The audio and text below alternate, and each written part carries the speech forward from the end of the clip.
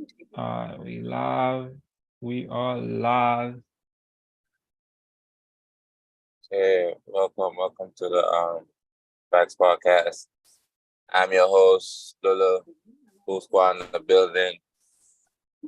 What's it called? Make sure you hit the subscribe button. We're trying to get to 500 subscribers. So go ahead and help us out with that. Hit the subscribe button.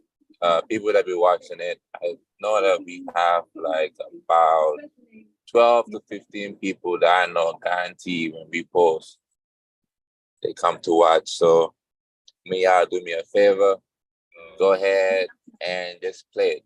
Just play it as a background. When you have company over, play it in the background. You know what I mean? Background noise. They go inquire about it. Do your job, help us out. We appreciate that a lot. You know what I mean? We're doing this, we're doing it, we come in and we do it. Full squad in the building, BK here, Nya here, and Fawaz is stepping back into the building. Welcome back. Who knows who may pop up? Mom may pop up later, who knows? But Ronaldo may pop up later to say something. Or Speed, because he met Ronaldo, so he might pop up to say something. I don't know. But let's get to the string of things. We might as well start with Man United. I feel like they've been making a lot of moves, confirmed moves in recent times with the Mason Mount and David De Gea or Onana situation. So yeah, talk to us what's going on over there in Manu. Yeah, bro. First of all, I mean, the biggest one is we got one of the best young players in the building in our team right now. Confirmed, signed, sealed, and delivered. My boys even started training right now, so looking good, man. But honestly, on the transfers and talk about United, like I said this on one of the other videos, like I'm not really excited about the Premier League starting, bro. I think as long as we have the Glazers are still in, I'm not excited. I'm sorry to keep going on about this, but it's facts. Because they're really stopping us from doing what we really need to do. Like you look at all the signings the other teams are doing, and I just know that United, I feel like we're moving one hand behind our back. So that in itself is kind of disappointing. So I'm always speechless. We need the Qataris in, Glazers sell the club and sell it to the Qataris. But to get on more happier thoughts, Mason Mount just got in. I don't know how I feel about it. Definitely, I think the kid has a role to play in our team. He is, he's definitely gonna improve the squad in general. I don't know if he's a first team player. He might play out of default because Ericsson, he's going up in age right now, and he doesn't have the legs anymore. So Mount might just generally play because of that. But I feel like I still need another midfielder in there. I still need another creative midfielder. But for right now, I'm happy with him. I think he's going to improve the squad. He scores goals. He's an energetic player. He helps with. He also going to help defensively. So good times, bro. Good times. The hair left. He put out a video or a message. He posted on Instagram basically just saying his time at United has ended, which is very sad to see, bro, because David De Gea has been one of the, top 3 goalkeepers in the past probably 10, 15 years. He's been up there, yeah, in his later part of his career at United, he's made some some high key mistakes that people call out, but I always feel like De Gea has always done it. You know what I'm saying? So that's sad to end it. It's sad to see his career end like this at United. I would have liked him to have a proper ending, for the club to do it properly, announce it at the end of the season, give him a proper farewell. So this also goes to show with the Glazers and everything how people that are running the club, bro. You can't have a servant like David De Gea who has been there, performed, and won you guys trophies. You just can't let his career contract just end out like this and just let him go through the back door. Someone who's been there since Alex, that like David De Gea is really the last person in the Celtics ever. You had Phil Jones that kind of, I think his contract also ended this year, but David De Gea is really that last ever of that Alex Ferguson. So for him to just have this type of goodbye, I'm not really happy with it, because I think Ten Hag should have known that, he doesn't see De Gea in his plans, and the board should have known that, and they should have let De Gea, you know, go out in glory, bro. At the end of the season, that lap they would have done would have been nice to have that David Hair clapped and say, he's out. He's gonna leave after this year. So for them not doing that, it was disappointing, man. It was very disappointing. So I put that all at the Glazers' doors. I'm slapping all that at their door. But I don't know. Have any of y'all watched Onana? I haven't really watched him like that. I've seen some games. He's okay, but I haven't really watched him properly to know that he's a proper goalkeeper. Yeah, you're good with your feet, but I don't need my goalkeeper to be good with his feet and can't save shots. So I don't know. Hey, you said that you blame the Glazers for Davide exists. Why do you blame the Glazers for Davide exists?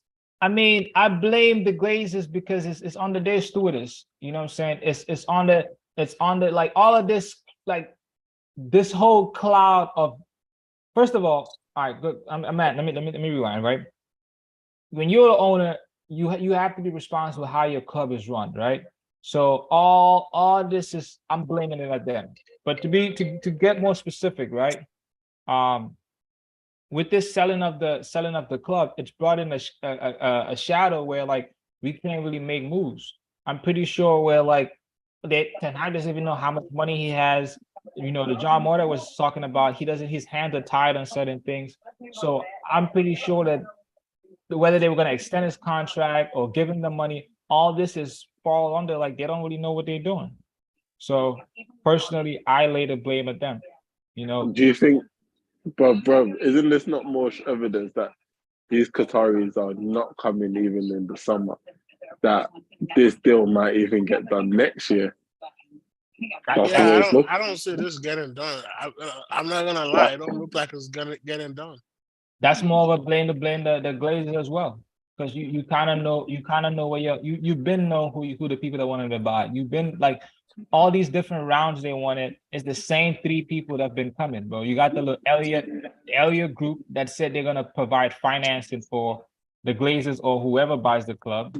You have Jim who's coming in with he's getting a loan, he's gonna buy a percentage off, and he has a strategy to eventually buy the whole club out. And then you have the Qataris. So you've had these three bidders in all three rounds that you had. So if this takes longer, that's even more so to blame the Glazers. Yeah, but you can't say blame, because at the end of the day, the energy I feel like Man United fans are giving their owners, you lot can't expect them to now please you lot and do it, the transfer or whatever, the change in the power in you lot's time. It's gonna take a while. Listen, they could end up not leaving.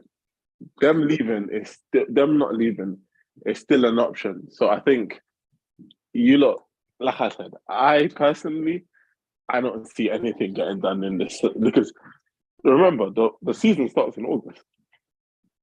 Pre-season starts this week, next week. A lot of teams are, they're flying out, gonna start pre-season training. So it's not looking like, I don't see getting done. Yeah.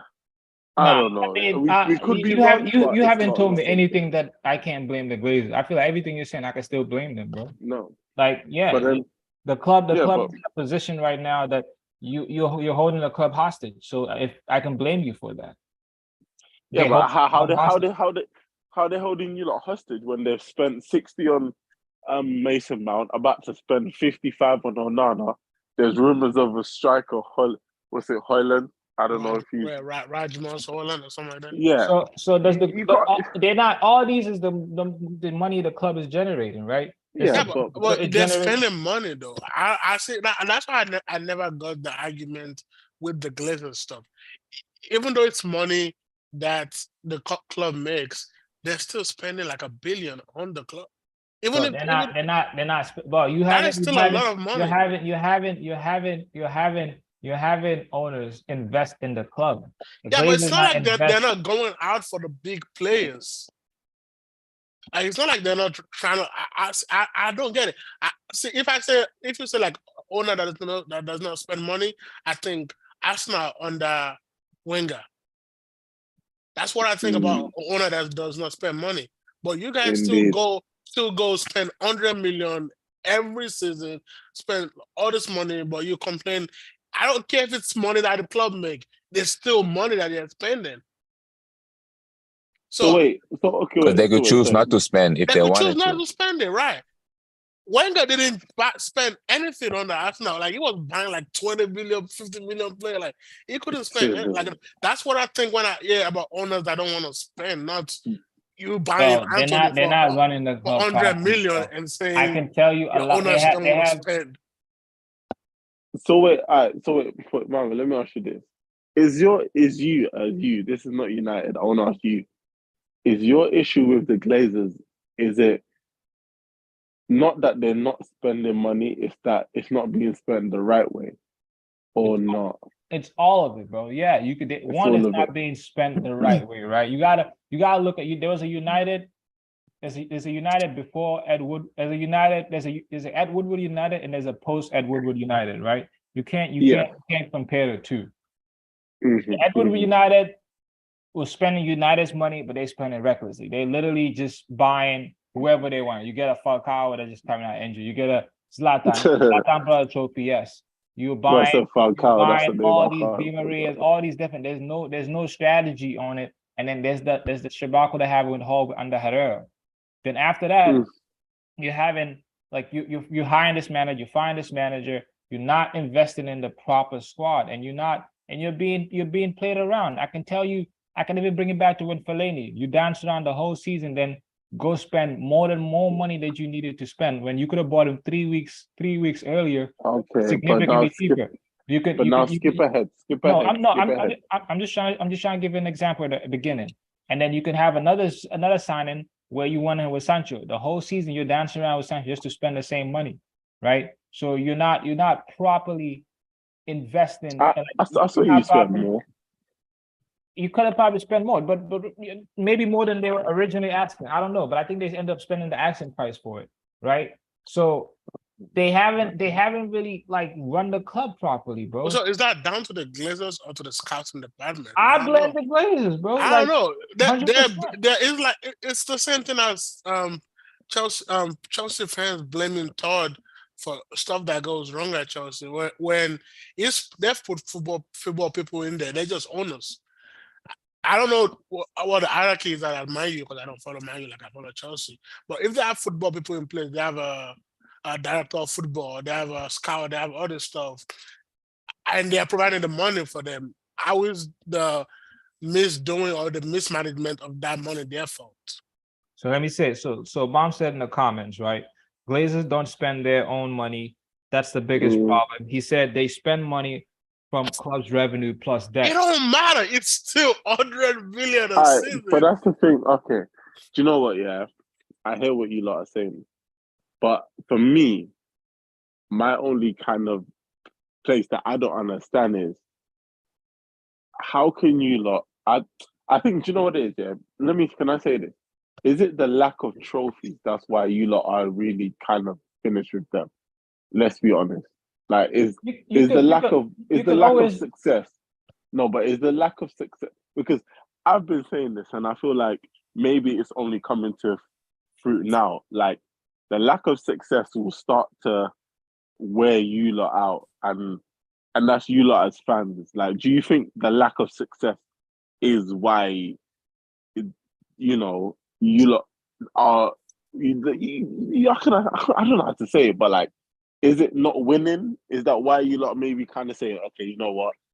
We've been spending money, but we clearly ain't still winning. We have to try. We have to come at a different angle compared to the angle that you lot was at, or is it just a situation you don't like the owners and how they control the club and you walk? So mom said yes to your question, right? But I'm gonna expand on it. right? Yeah, Obviously, yeah. you could always draw that up for United, bro. Like we always measure ourselves to success. Like that is how we measure ourselves to winning It's trophies. not just Man United, but God. You're asking a Man United, so I'm answering for Man United. I can't answer for everybody else. So yes, right. But it's more than that. It's as long as you can get away. See, they were doing this before with Sir Alex, but they were getting away with it because Sir Alex was winning trophies, right? So they were getting away with it. But people were still protesting on that, right? Because even from the very beginning, when they signed the club, there was protest because of how they bought the club, right? So let's fast forward now. It's this not investing in the club, right? Investing in the club, and also it's how the club has been run. Like you know, like Joseph always comes at me, and Arsenal Joseph always comes at me in the chat about how Brighton has a model, how they have the right people in place, how they have a system in place. Like we don't have none of these things because of you have to look at the owners. Like, what are you like? If you've seen this has not been continually happening, like people have been screaming for a director of football way before, nothing has happened. Nothing has happened. They don't bring in anything. They bring this manager, they fire him. They give this a lot of money here, they fire him. You bring all these players, they don't even work. You don't even know what you're doing. Like so when I'm looking at them from an owner's standpoint, it's like you don't care about the club. As long as you're getting them your money, you're okay with it. And that's what I keep telling you. They're not investing in the club. They're just taking their money out, and then they're like, okay, you can say sanction because technically, yeah, they sanction in these transfers, but this is the money the club is making. Like you look at the transfers they're doing. So United has started making, I think personally, like thoughtful transfers when Ed Woodward left and John Marter came in, right? You look at the way he signed certain players. I'm not sure who his first signing in, but players like who like maybe not even before Ten Hag. Who was there before Ten Hag? Who did Oli sign again? Oh, Oli signed Sancho. Sancho. I'll give Sancho. Yeah, I'll give Sancho good perspective. Ahmad, all these are good young players. Akunde, young player. Shit, but There's one brother he signed that I forgot. But the smart really ones, you could tell like Ten Hag. Let's just go to Ten Hag, the signings of Ten Hag, because that's also part of John Marter. You can look at Tyrell Malacia. Yes, personally, I don't think he's ready yet at that point when they signed this to take over Luke Shaw, but still a good signing. It made sense. Casemiro, yes, Casemiro was. I don't think it was like that was our first choice, but it still ended up to be a good choice. You know, United used to scramble the last, and they will buy a Falcao. They'll buy a Schweinsteiger is a bit harsh, but you buy players like that, that's kind of past it. But then you get a Casemiro, you get a Lisandro Martinez. You know what I'm saying? So they're starting to make smarter investments and staying away from it. But when any Premier League club that goes to buy another club, yeah, you get the Premier League tax, but United get that Premier League and the United tax that you don't really know what you're doing. We're gonna tax you for all these players. So, and that all goes back to how you run your club, and that all goes back to how you invest as an owner, how you run your club as an owner. And let me just get into the comments again. So Mom said, if you look at every other top club, they spend strategically to win. United is the only team whose CEO came out and said, we make money regardless of football success. Then he said, Arsenal, City, Liverpool, Chelsea do not make nearly as much money from merchandising and non-football means compared to United. That's true. So I think that my question now is, I mean, if you look at the amount of money spent, United is still up there. So do you want to spend like $1 billion a season or what? Like I don't get like. I think your question should be right. Why do you want the Qataris and not get the Glazers? That's a better question. And the answer to that is you now have people that are invested in United's success on the football pitch. A successful football club. You now have owners that are invested to have United be a successful footballing team, and they it's not just about the money; it's about spending it the right way. It's about everything, bro. It's about everything. You can't say everything because they do spend the money. They don't. I agree. They don't spend it the right way. I just said everything. You're narrowing down to just. I'm saying the money. It's money. It's about structures. It's more than money, right? Money is a big part of it, but also how you spend the money is part of it too, right? And also having the structures in place to care about your like to make the team a successful team. BK asked a question. Is it about how the lack of trophies has affected you guys? I'm telling you, if you have an owner that cares about if you go X amount of years and not win trophy, there's a problem. We all need to sit down here and have you engineer, my brother. You need to have a root cause analysis of why we're not winning, bro. The Glazers are not having these conversations. They're like, as long as I'm getting my check, you do what you do and run the club how you want to run it. That is how they've been operating United for all these years. And that's how you get left behind, especially when you have owners that are in the club now who have the financial backing. You have City with the Saudis, you have Newcastle now with the Saudis. You know what I'm saying? Like these are teams that are not going back. Liverpool, I mean, they owners they spend some time, but they at least involved in the team. So they're always going to keep them there. You have Chelsea now with Todd Bowley and everyone behind him spending drastic money. So now you have owners that are outspending United in just their club. So obviously, if we continue with these Glazers, United's going to continue to regress back. We're never going to catch up. We're never going to catch up. So this is why I need them to go. And I need the Qataris there who are going to financially continue to spend in the club, but are also just as much, or if not more important, as success on the pitch. That's very important.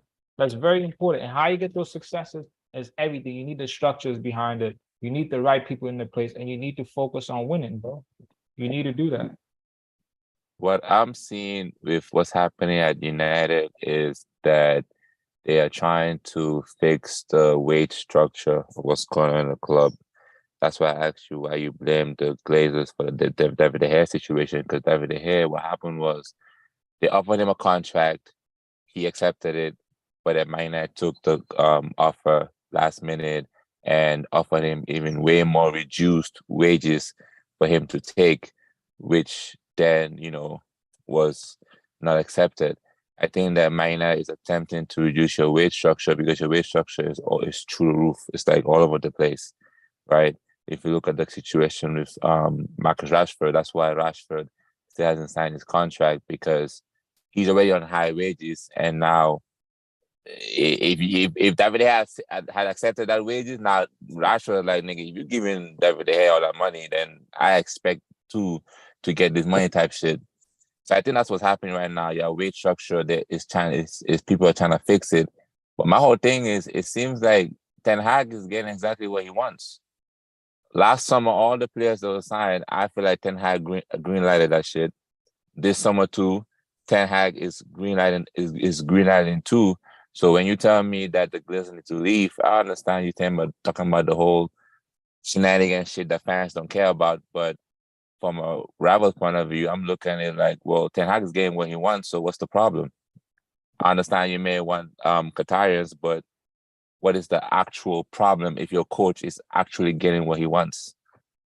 I don't agree that Ten Hag is getting what he wants, right? I think he might be getting one or maybe one out of his. If he wants 5 players, he might just get the one player he wants. But that's not true, because you could look at January. They literally all gave him no money to buy any players. They literally gave him no money to buy any players. They were saving the money for the summer. I think what's actually happening is Ten Hag has a better selection. Like, he has a better plan than we've seen previously, where he's like, okay, I have player A, player B, player C, and if I don't get them, like, anyone else I get beyond that are still good quality. But I don't think he's getting his top targets. I don't think he's getting his top targets. He just has a good plan to where, like, and also, I mean, he has a good plan, and 2, he's good at working with what he has. Because you look at the squad we worked with last season, majority of those players are players from previous years. You know what I'm saying? So, and he's working with those. You had players like people that were saying Luke Shaw was done. It was said What top target did he want that he didn't get? That you can blame on the club. That you can blame why didn't the club go and do this? You can say the Timber. He didn't get Timber. You could say even the De Jong thing. I can understand that De Jong didn't want to go and still, but like that I would blame the club on that, because like I don't think they handled that properly, bro. Because I feel like from what I was hearing, You hear the fact that De Jong didn't want to go is also, but I don't think the club really went in there and really went to get De Jong personally, because I feel like Ten Hag spoke to De Jong and there was a deal to be made there. There was a deal to be made there. And I'm pretty sure he had. I mean, you never really know exactly what else he wants and didn't get. But I'm pretty sure he wanted a striker and he didn't get the players he wanted. So I think it's the case where the players don't want to come to Man United. I don't think it's a case where the club is going and I think it's a case of the players don't want to go to Man United. The young didn't want to come to Man United. Whatever striker you do try and get, I don't know if they're gonna be eager to come to Man United. That's what I think too. Because if they can spend 100 million on Anthony, I don't think money. Yeah. I don't think money is a problem. I think it lies with do the player actually want to come. It's not about. I mean, 100 million for that's outrageous. At that time nobody knew Anthony. I get the Sancho one. but 100 million for Sancho, but Anthony, I don't get it. So sorry. I Yeah, I don't mean, think it was a money issue. I just think it's more on was the player ready to join? the players are ready to join, bro. I think players are ready to come for Timber. You could. I mean, players are ready to play for Ten Hag, bro. I mean, I fully believe that players are definitely ready to play for Ten Hag, and you see that you gonna notice a change when the Qataris leave in United, and when they come in, they're not gonna be spending. They're not gonna do like a Chelsea spend 600 million. They're gonna spend the same money that United's been spending, and you're gonna see an improvement. And that's when you're gonna know what's the difference is. It's gonna be the same amount of money that's being spent, but it's gonna be a huge amount of difference. So sometimes it's not about the amount, but it's about the structures you have in place, bro. United are not be able to find gems anymore. Why is that? You know what I'm saying? If you're an owner out there, you like all these falls at your doorstep. Like you have to take responsibility for. I listened to the Brighton CEO, and he was saying that you can't just depend on your manager to do everything. Like his job is to focus on the pitch, but everything else that he can't do, it's your responsibility to figure that out. It's your responsibility to figure it out and help him succeed in that. And that's what I'm telling you, that the Glazers don't have that type of mentality. Their mentality is, here it is, do what you got to do, and as long as as long as this checks is coming for me, I'm okay. And you're not gonna succeed in top sport like that when you have different owners who have huge amount of wealth, 100% focus on their teams, week in, week out, figuring out how to improve it. 3 steps ahead. They already have players that are going to replace the first and the second player in that position. You know what I'm saying? And you're trying to play an elite sport. Sometimes it's the margins, bro. It's the margins that makes the difference. So, into response to your players, I think players definitely want to come, but you have to also show them that you have that structures in place. So if the structure is not in place, that means that they don't want to come. That's not what I'm saying. What I'm saying is that Man United is still a draw for players to come, but they're gonna ask you those questions like what are the structures you guys have currently, and it's gonna be a harder sell for United right now. It's gonna be a harder sell than it once was, because right now a lot of what you're getting is the name of the club, United, the heritage. You're getting that. Players are gonna come for that. Players are gonna come for Ten Hag, but they're always gonna ask you, what's the structure? What's the plan? That's why Rashford hasn't signed his deal again, like, because they've what are you selling Marcus Rashford? Like what is if he signs for the next 4 or 5 years, what does that look like?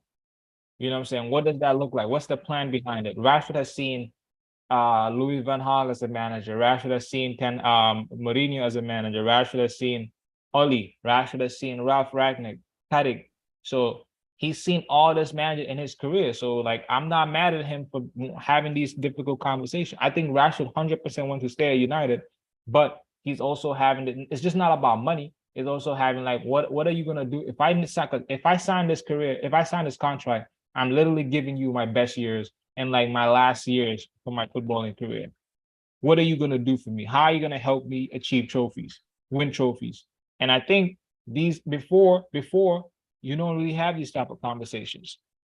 And because of how they're running the club, you're gonna now start to have these type of conversations.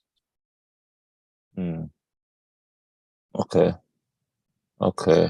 Well, so as it stands right now, as it stands, it seems like Ten Hag is gonna be here for the foreseeable future.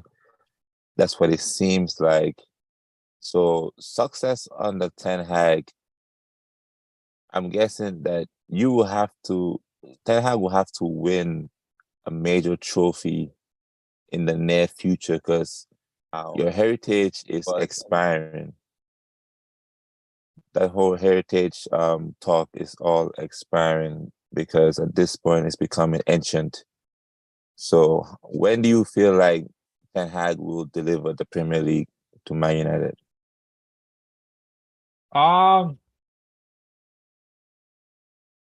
Whenever the Qatar takes over. Yeah, no, Yeah. facts. No, facts. Miles, move on. I think now just let's stay away from the Qatari things. Like let's just look at it. I think we still have a good squad, you know what I'm saying? I still believe in Ten Hag and his ability to be a good coach. Because if you look at what he's done with what he's had and put us to be third, that's huge. That's huge. You know what I'm saying? Like no one expected him to perform this way. We beat big teams, bro. You know what I'm saying? We beat that Barcelona. You also got whooped like 3-4 times this season. Like really whooped. Not a 1-0, 2-0 whoop. Like oh yeah, 7-0, 6-1. Yeah, but we still finished ahead of you guys. So like yeah, okay. But Mourinho finished second with like I arguably a worse team than that, no? I don't know. You gotta tell me how that team is worse. I lost all my strikers basically at the end of the season. I went in that season with Rashford, Martial, and Greenwood. And basically I had to bring in Rashford out of the three.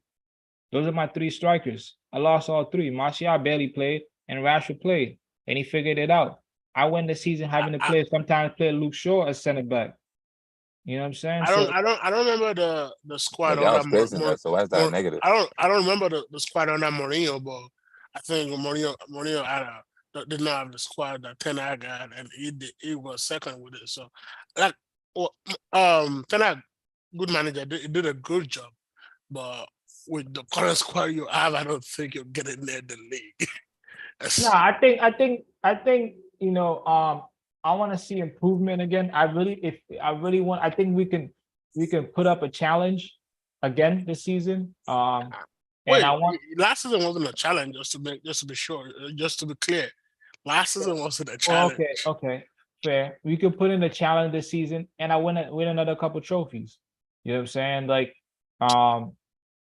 the Champions League, you don't always need to be the best team to win it. Yeah, you're winning the Champions League. You know what I'm saying? I'm just saying you don't need to be the best team to win the Champions League. So yeah, I want to see improvement. But I think if he gets a decent amount of signing, give him a striker, give him a midfielder, I need another defender. I think we could do something this season, and by next year, 100%, I think we can win. We can go for the title next year. You personally, what striker would you want at Man U right now? I don't know. I struggle with this, bro. I like Kane. You know what I'm saying? I think Kane makes sense, right? He's been in the English league. He's a good striker. I know. We all seen him play.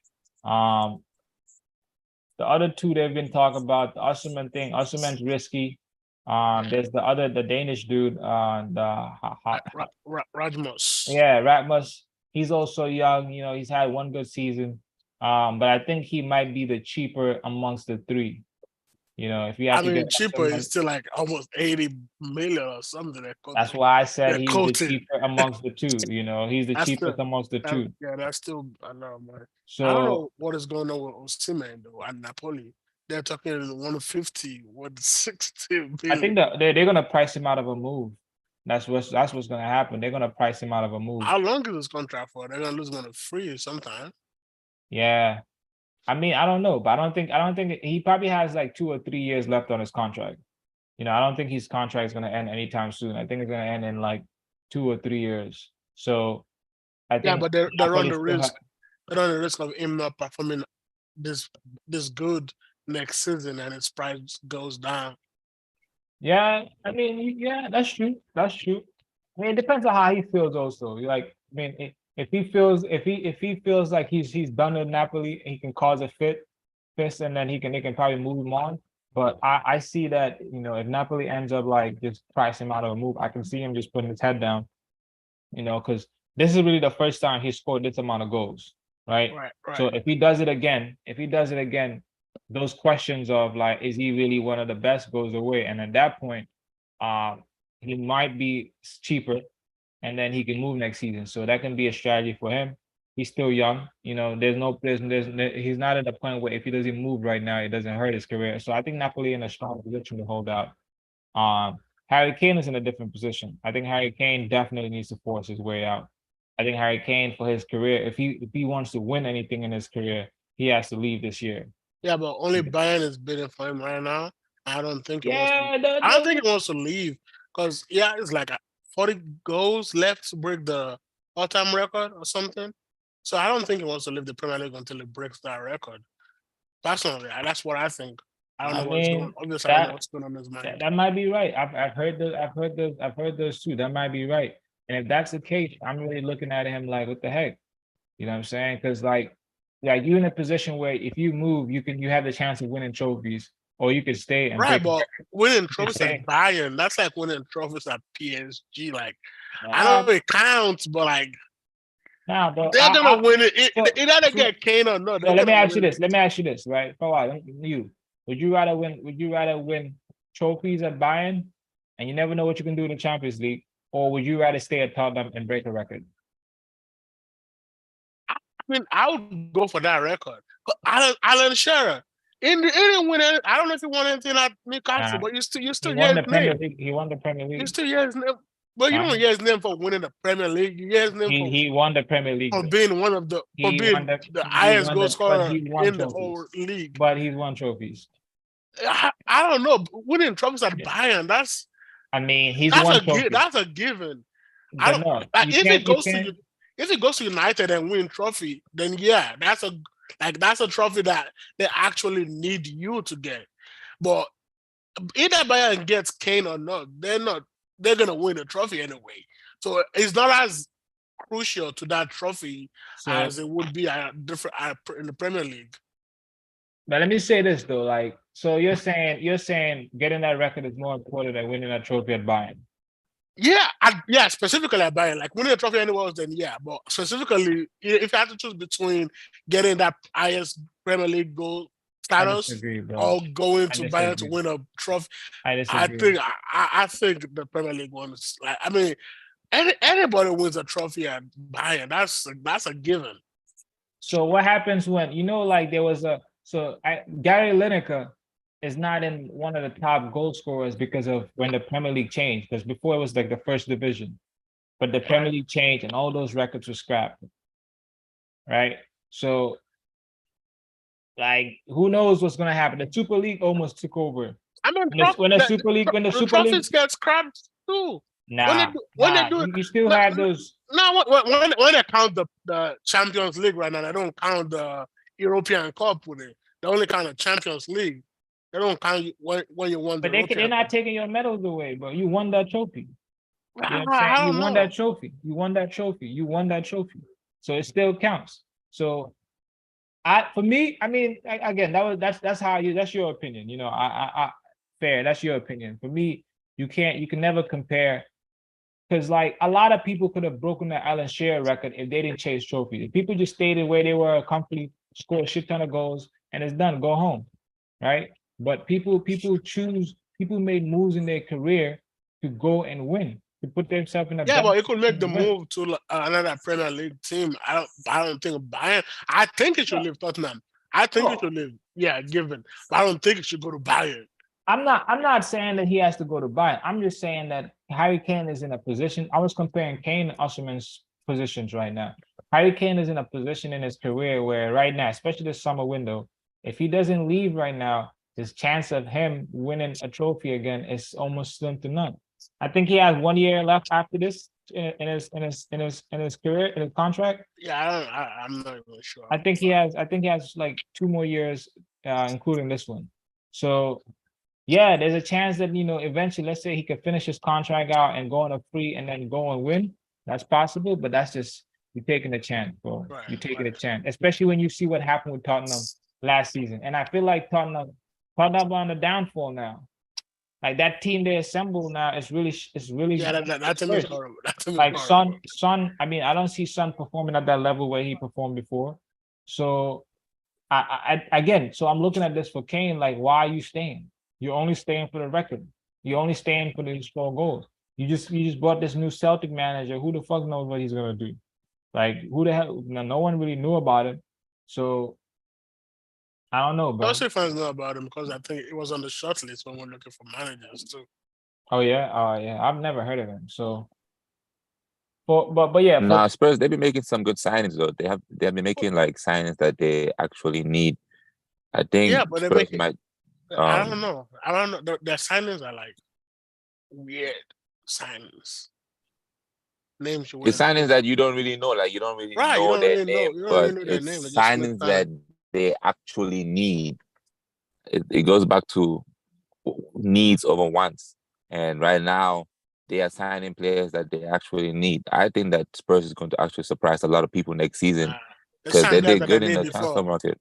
They sign players that they need before and ruin players' career. And Dobele, Winks, all those players they ruin their career. You didn't know nothing about Winks before he played for No, Spurs. Nobele and what is the name Where they of sign Winks from? the left back, or is the right back? Regular. Yeah, like Who? regular. Well, now he's back in the team. So what I Yeah, know about but this new manager is that he likes to play attacking football. That's one thing I yeah, know about this new manager. He likes to play attacking football. And if you sign in players like James Madison, you have Pedro Porro who loves to attack, Kulusevski they signed him permanently, and he's shown signs of being a good player in there. They signed a goalkeeper from Empoli for like 20 million. They've got a left back in, so yeah, like they're making moves. And Ndombele has come back. Brian Hill has come back.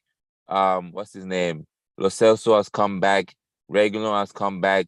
They have Jet Spence, the right back, who is a very good young right back. So with good coaching, I don't see why not Spurs can actually do something in the present. What matters is the present, not the past.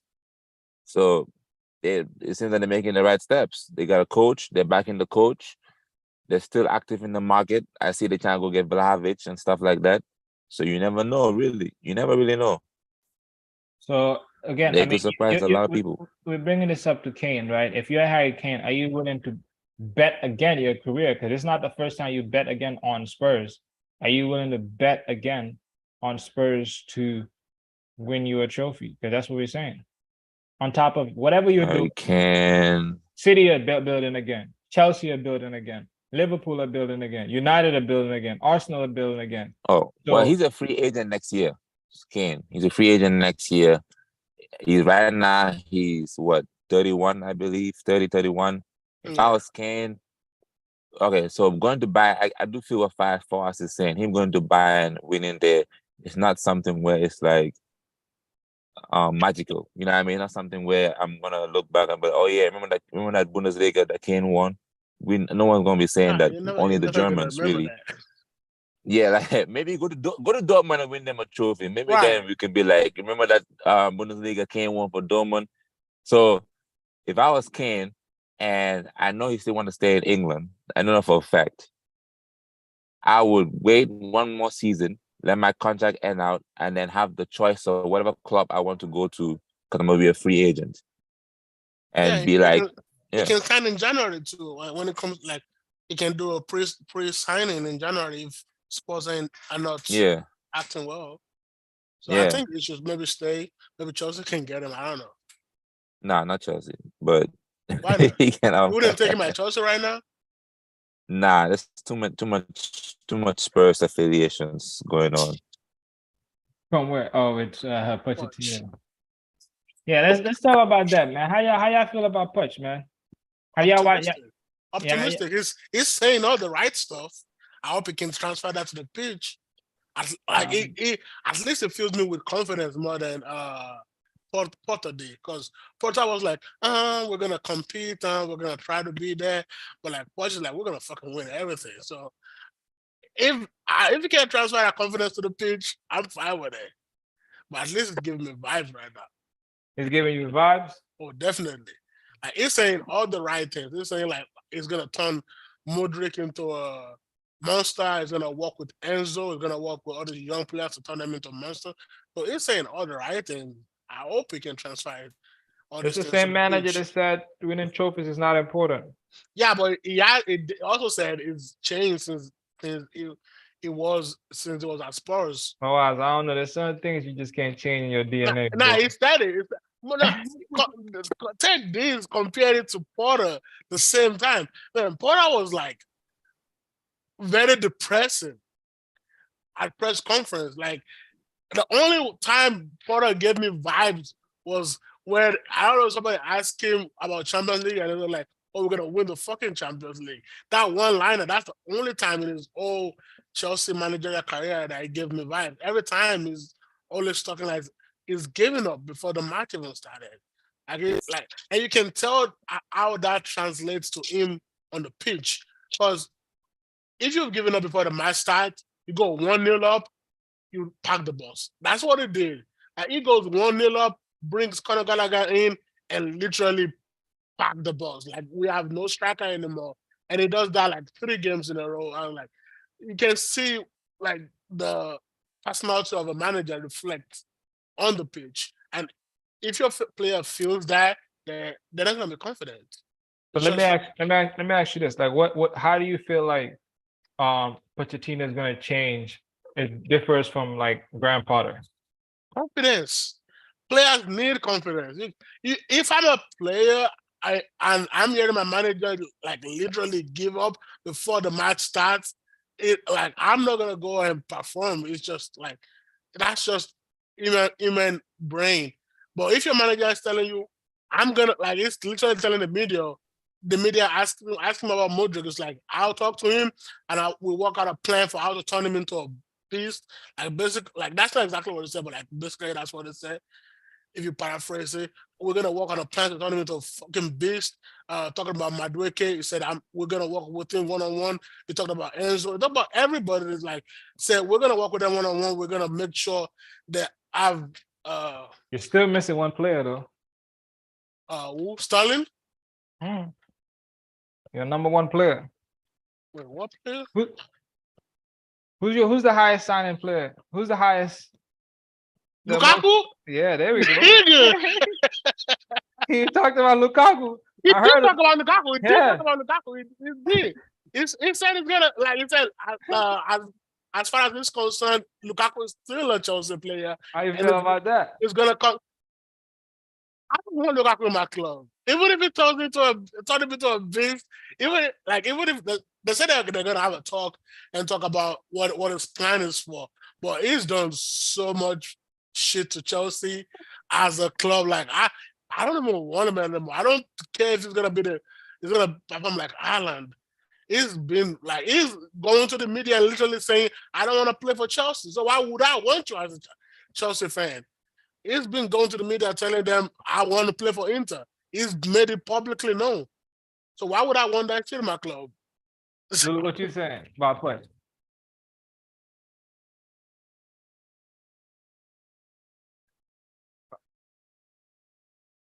Lulu, you can hear me? I mean, I was saying, what you saying about Poch? Poch, excited. I'm just waiting for my 3 positions to be fulfilled. Once I get those 3 positions fulfilled, and striker, midfielder, and keeper. Yeah, the striker, midfielder, keeper. I mean, yeah, if we can get that and then just see how Poch works. So far, so good. I like the way he's speaking. Like Fawaz said, I like the way he's speaking. So we'll have to see. I want to see first game preseason just to see what the vibes is. From there, I can be able to get a visual of what I will expect. But yeah, I do expect big things though. Expect a lot of big things. I think it's a perfect match to have Poch at Chelsea right now, especially with the way his career has gone and looking at Chelsea right now. Yeah, it's the perfect blend for major success. I don't know, but I think Is that a I just no, supported no, him because there's nothing else to do. But I'm not no, buying this. no, but for real though, look at I'm his not track buying record. this. Is that track record of improving young players, and that's literally our squad. Our squad is young players. The oldest player we have is Silva, who is 31 or 35 or something. After that, I think the youngest after that is 26. So we have a very young squad. So I think Poch's gonna get fired next year. is that a track record? I don't think so. I'm like Lulu said, I'm looking forward to the preseason. If it blows up in preseason, I think like if it start the season well, it's gonna be a wonderful season. So like, all right. So what is he gonna do with the squad then? Like, I mean, what is he gonna do with Thiago Silva? You think he's gonna start Silva? That certainly depends on how we start. I think it's gonna start Silva like first game in, start Silva like the first few weeks start Silva. If it's in training, if it sees like there are better players than him or it's slowing down, he can change him to be like like a Champions League match of like a big six match. But I think he's gonna go with starting Silva. Like every coach does that when they come in, they start Silva. But then if I you think, see but players better than him in training, like Fofana is not in training right now, so Silva is only seen. why he's Fofana, injured? no, Fofana is just I think he's still on vacation. Oh, okay. He's one of those that had the international. Yeah, he didn't play international though, so I don't know why he's not in training. He's just still on Oh. vacation. He didn't play international. Oh yeah, because United, like the players that has the international games, they got an extra 2 weeks. Yeah, So like a lot of players are not back. Like Madueke is not back, Modric is not back. But I'm not sure why Fofana is not back though. Because he didn't play for France in the under 21 championship. So I'm not sure if it's not back. Now he played France international friendlies. Or friendlies? Oh Yeah. I mean, I'm trolling a little bit. I think Poch, if it clicks, he's a good manager. You know, when we fought, when Rob didn't get the job, obviously I think Poch and Ten Hag were the two consideration. But for me, I was willing to bet on Ten Hag solely because I feel like Poch misses it when it comes like when you compete against those elite managers. I feel like he's missing something.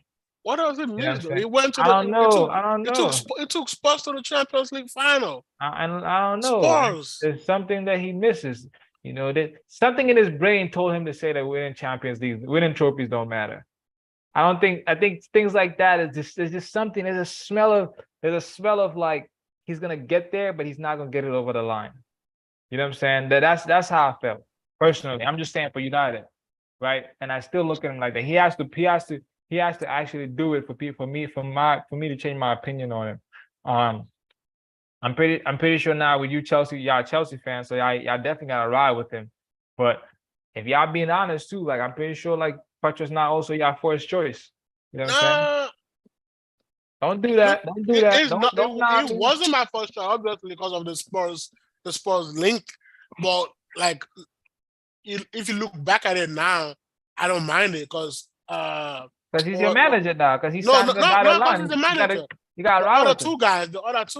I don't know if that would have like Enrique and what's the Nagelsmann.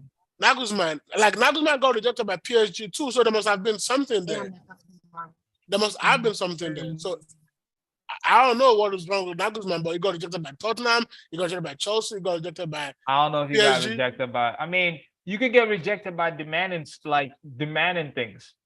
They can reject you. That's what I'm saying. So there is something that does not click, and it's not just a Chelsea thing. It didn't click with two other clubs, including Chelsea. but like I feel like that just can be demand. Like you can go demand, I want control, and they say no, we reject you. But Putch, I'm talking about like the reason that I didn't want him the job is because of certain things in him that he's shown.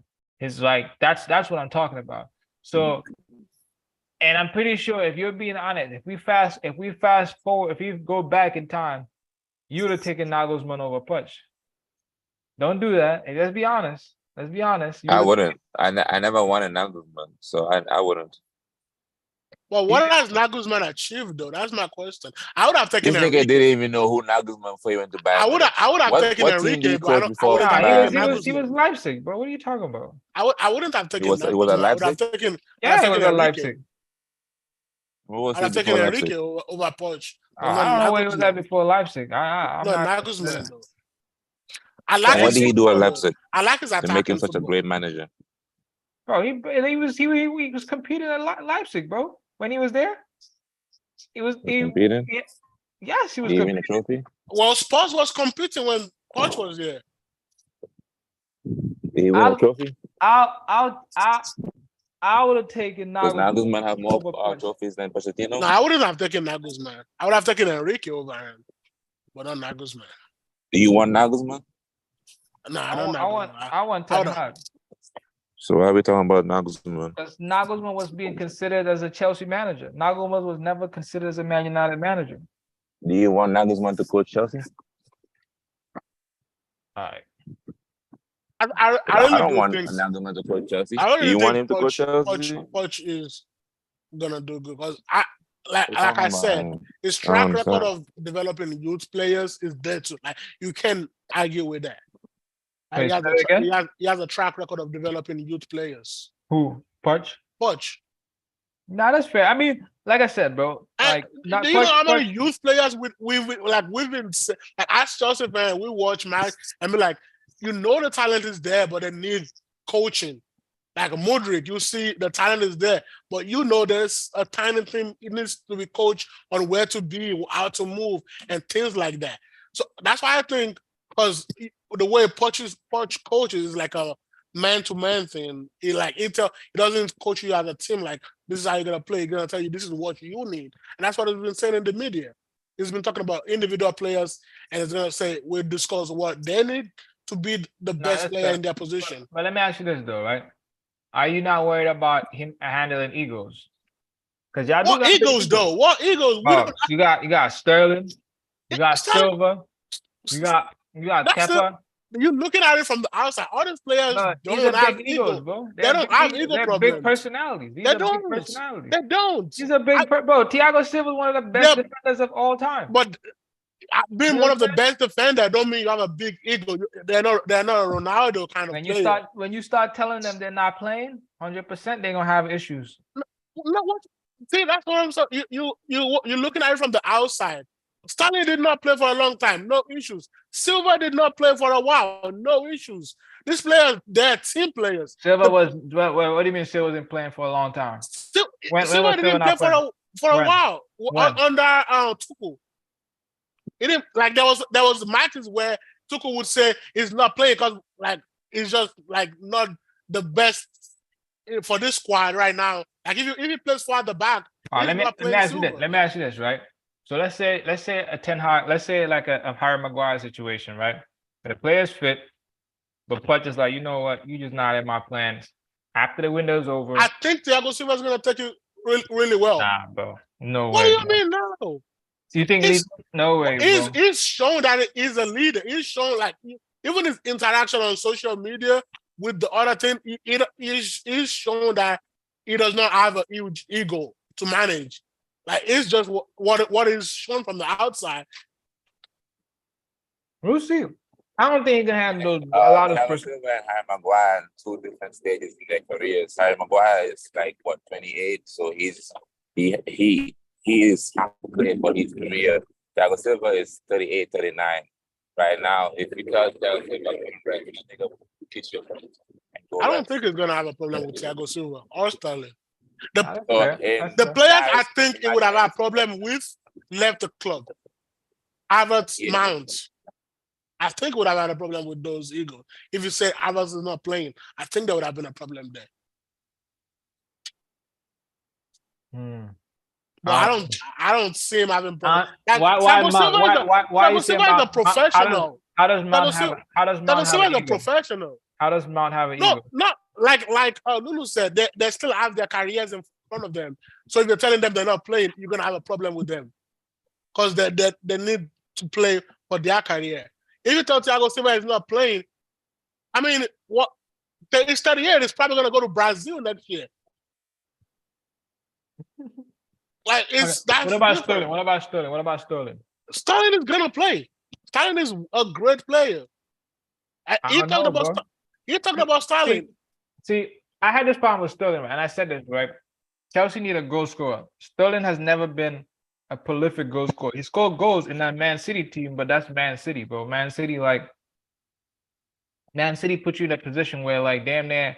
I mean, and Sterling used to miss like seven chances and score one or two. So I don't think that's really accurate to say because Jack Grealish is in Man City, but he doesn't score a lot of goals. Even though you're saying that just because you're in Man City, you're gonna score goals, I think that it's false because Grealish doesn't really score a lot of goals. You can say that. And I can say Jack Grealish and Sterling are different players. There you go. They're different style of players. Jack Grealish is more of a supplier than a goal scorer. Like Sterling in that Man City team was more of a goal scorer than a supplier. So okay, so that statement of you saying that Sterling only scored goals because of the Man City is irrelevant and false because it's not irrelevant. Not everybody that play at Man City is gonna score goals. It's not irrelevant.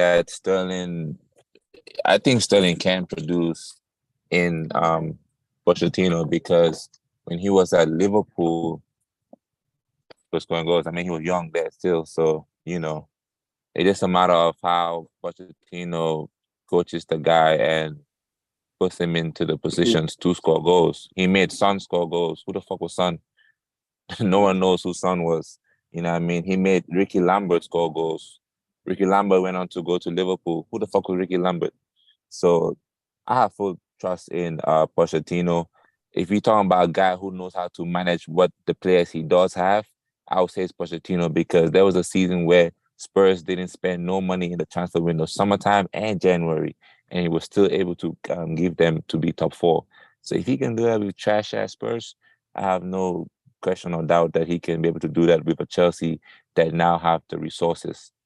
So if you're telling me that Ten Hag can play with the chips that you have at Man United, I guarantee you that Pochettino can play with the chips that we have over here at Chelsea because we have way better chips than you guys have. You guys don't have assets. We'll see. Me personally, we'll see. I'm not sold. I'm not sold. He is gonna have everything y'all saying. He's gonna have to prove it. He's gonna have to prove it because I've seen him. I'm definitely sold. That's life right there. Thank you for telling what life is about. That's the way it talks. I'm all in. We'll see. We'll see what's gonna happen, but it's giving vibes and. It's giving vibes. You just have to show it on the pitch. You just have to show it. Like the way he talks about individual players alone. Like the only Chelsea coach that has given me that vibe was Tuchel, and before that was Mourinho.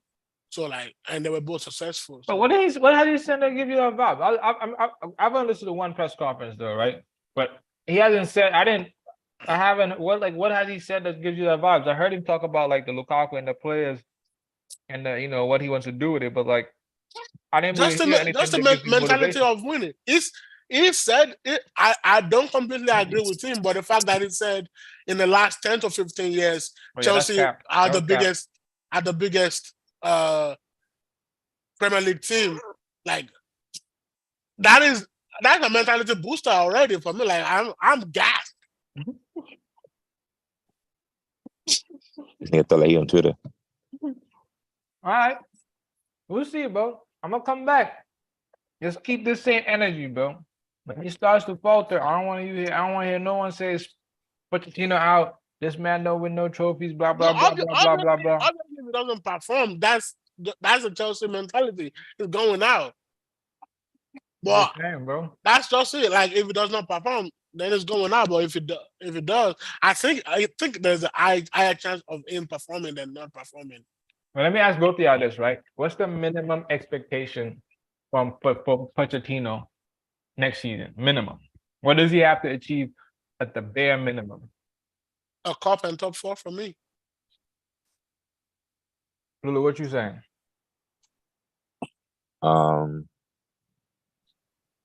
It depends if I get my 3 positions. If I get my 3 positions, I expect us to go for the league. If I don't get my 3 positions, top 4. Nah, I don't. I don't know if I agree with the league. That's a huge ask against this City super team.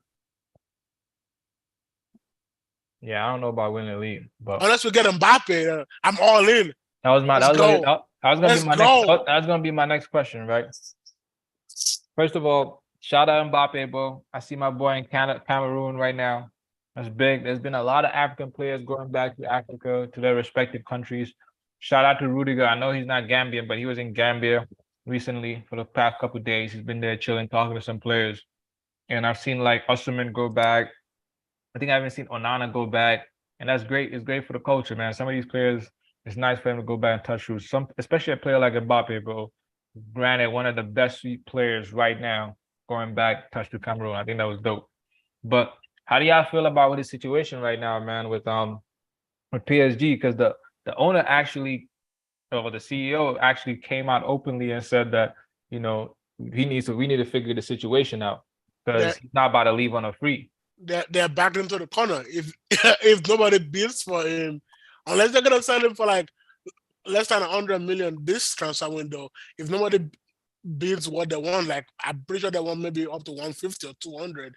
If nobody bids that, they're gonna lose him next season for free. So it's the ball is not in their court. They don't have control over the situation. That's true. I mean, they have some control, but they can't eventually push him out of the club. They can't force him to sign a new contract, and if they don't accept a bid this transfer window, or not even in January, because you can sign a pre-agreement in January, so it has to be this transfer window. Where do you think he's gonna end up though? Because like, I mean, honestly, he's been freaking flirting with Real Madrid this whole time. I don't know who's ready to pay that money right now. Madrid is broke. I don't know who's ready to pay 200 million. If the Qataris get their shit in before the window ends, I can see. You're not finishing. Do you know how long it takes for a takeover? It don't have to take that long. It don't have to take that long. How long it takes for a takeover? It don't have to take that long. Mbappe, it doesn't have to take that long, bro. It doesn't have to. What's it called? It's not even concluded yet. Like the period when they say, "Oh, we accept your bid," to the actual takeover alone is a long time. What's it called? I think PSG, they made a mistake by even stating the fact that they're desperate to offload him. Right. From a business point of view, yeah, now clubs know that you're desperate. So with Mbappe, they're asking 200 mil, shit. Who can take him right now? Real Madrid's broke. Real Madrid, they need to sell players to be able to afford the Kylian Mbappe move. It's not coincidence that... For Real Madrid? That's my question. What? Well, where is he gonna play for Real? Striker? I mean, striker or mostly the left wing. Vinicius I think he's gonna play in the left wing. Yeah, it's unfortunate for Vinicius. You know, they don't really give a fuck about Vinicius like that.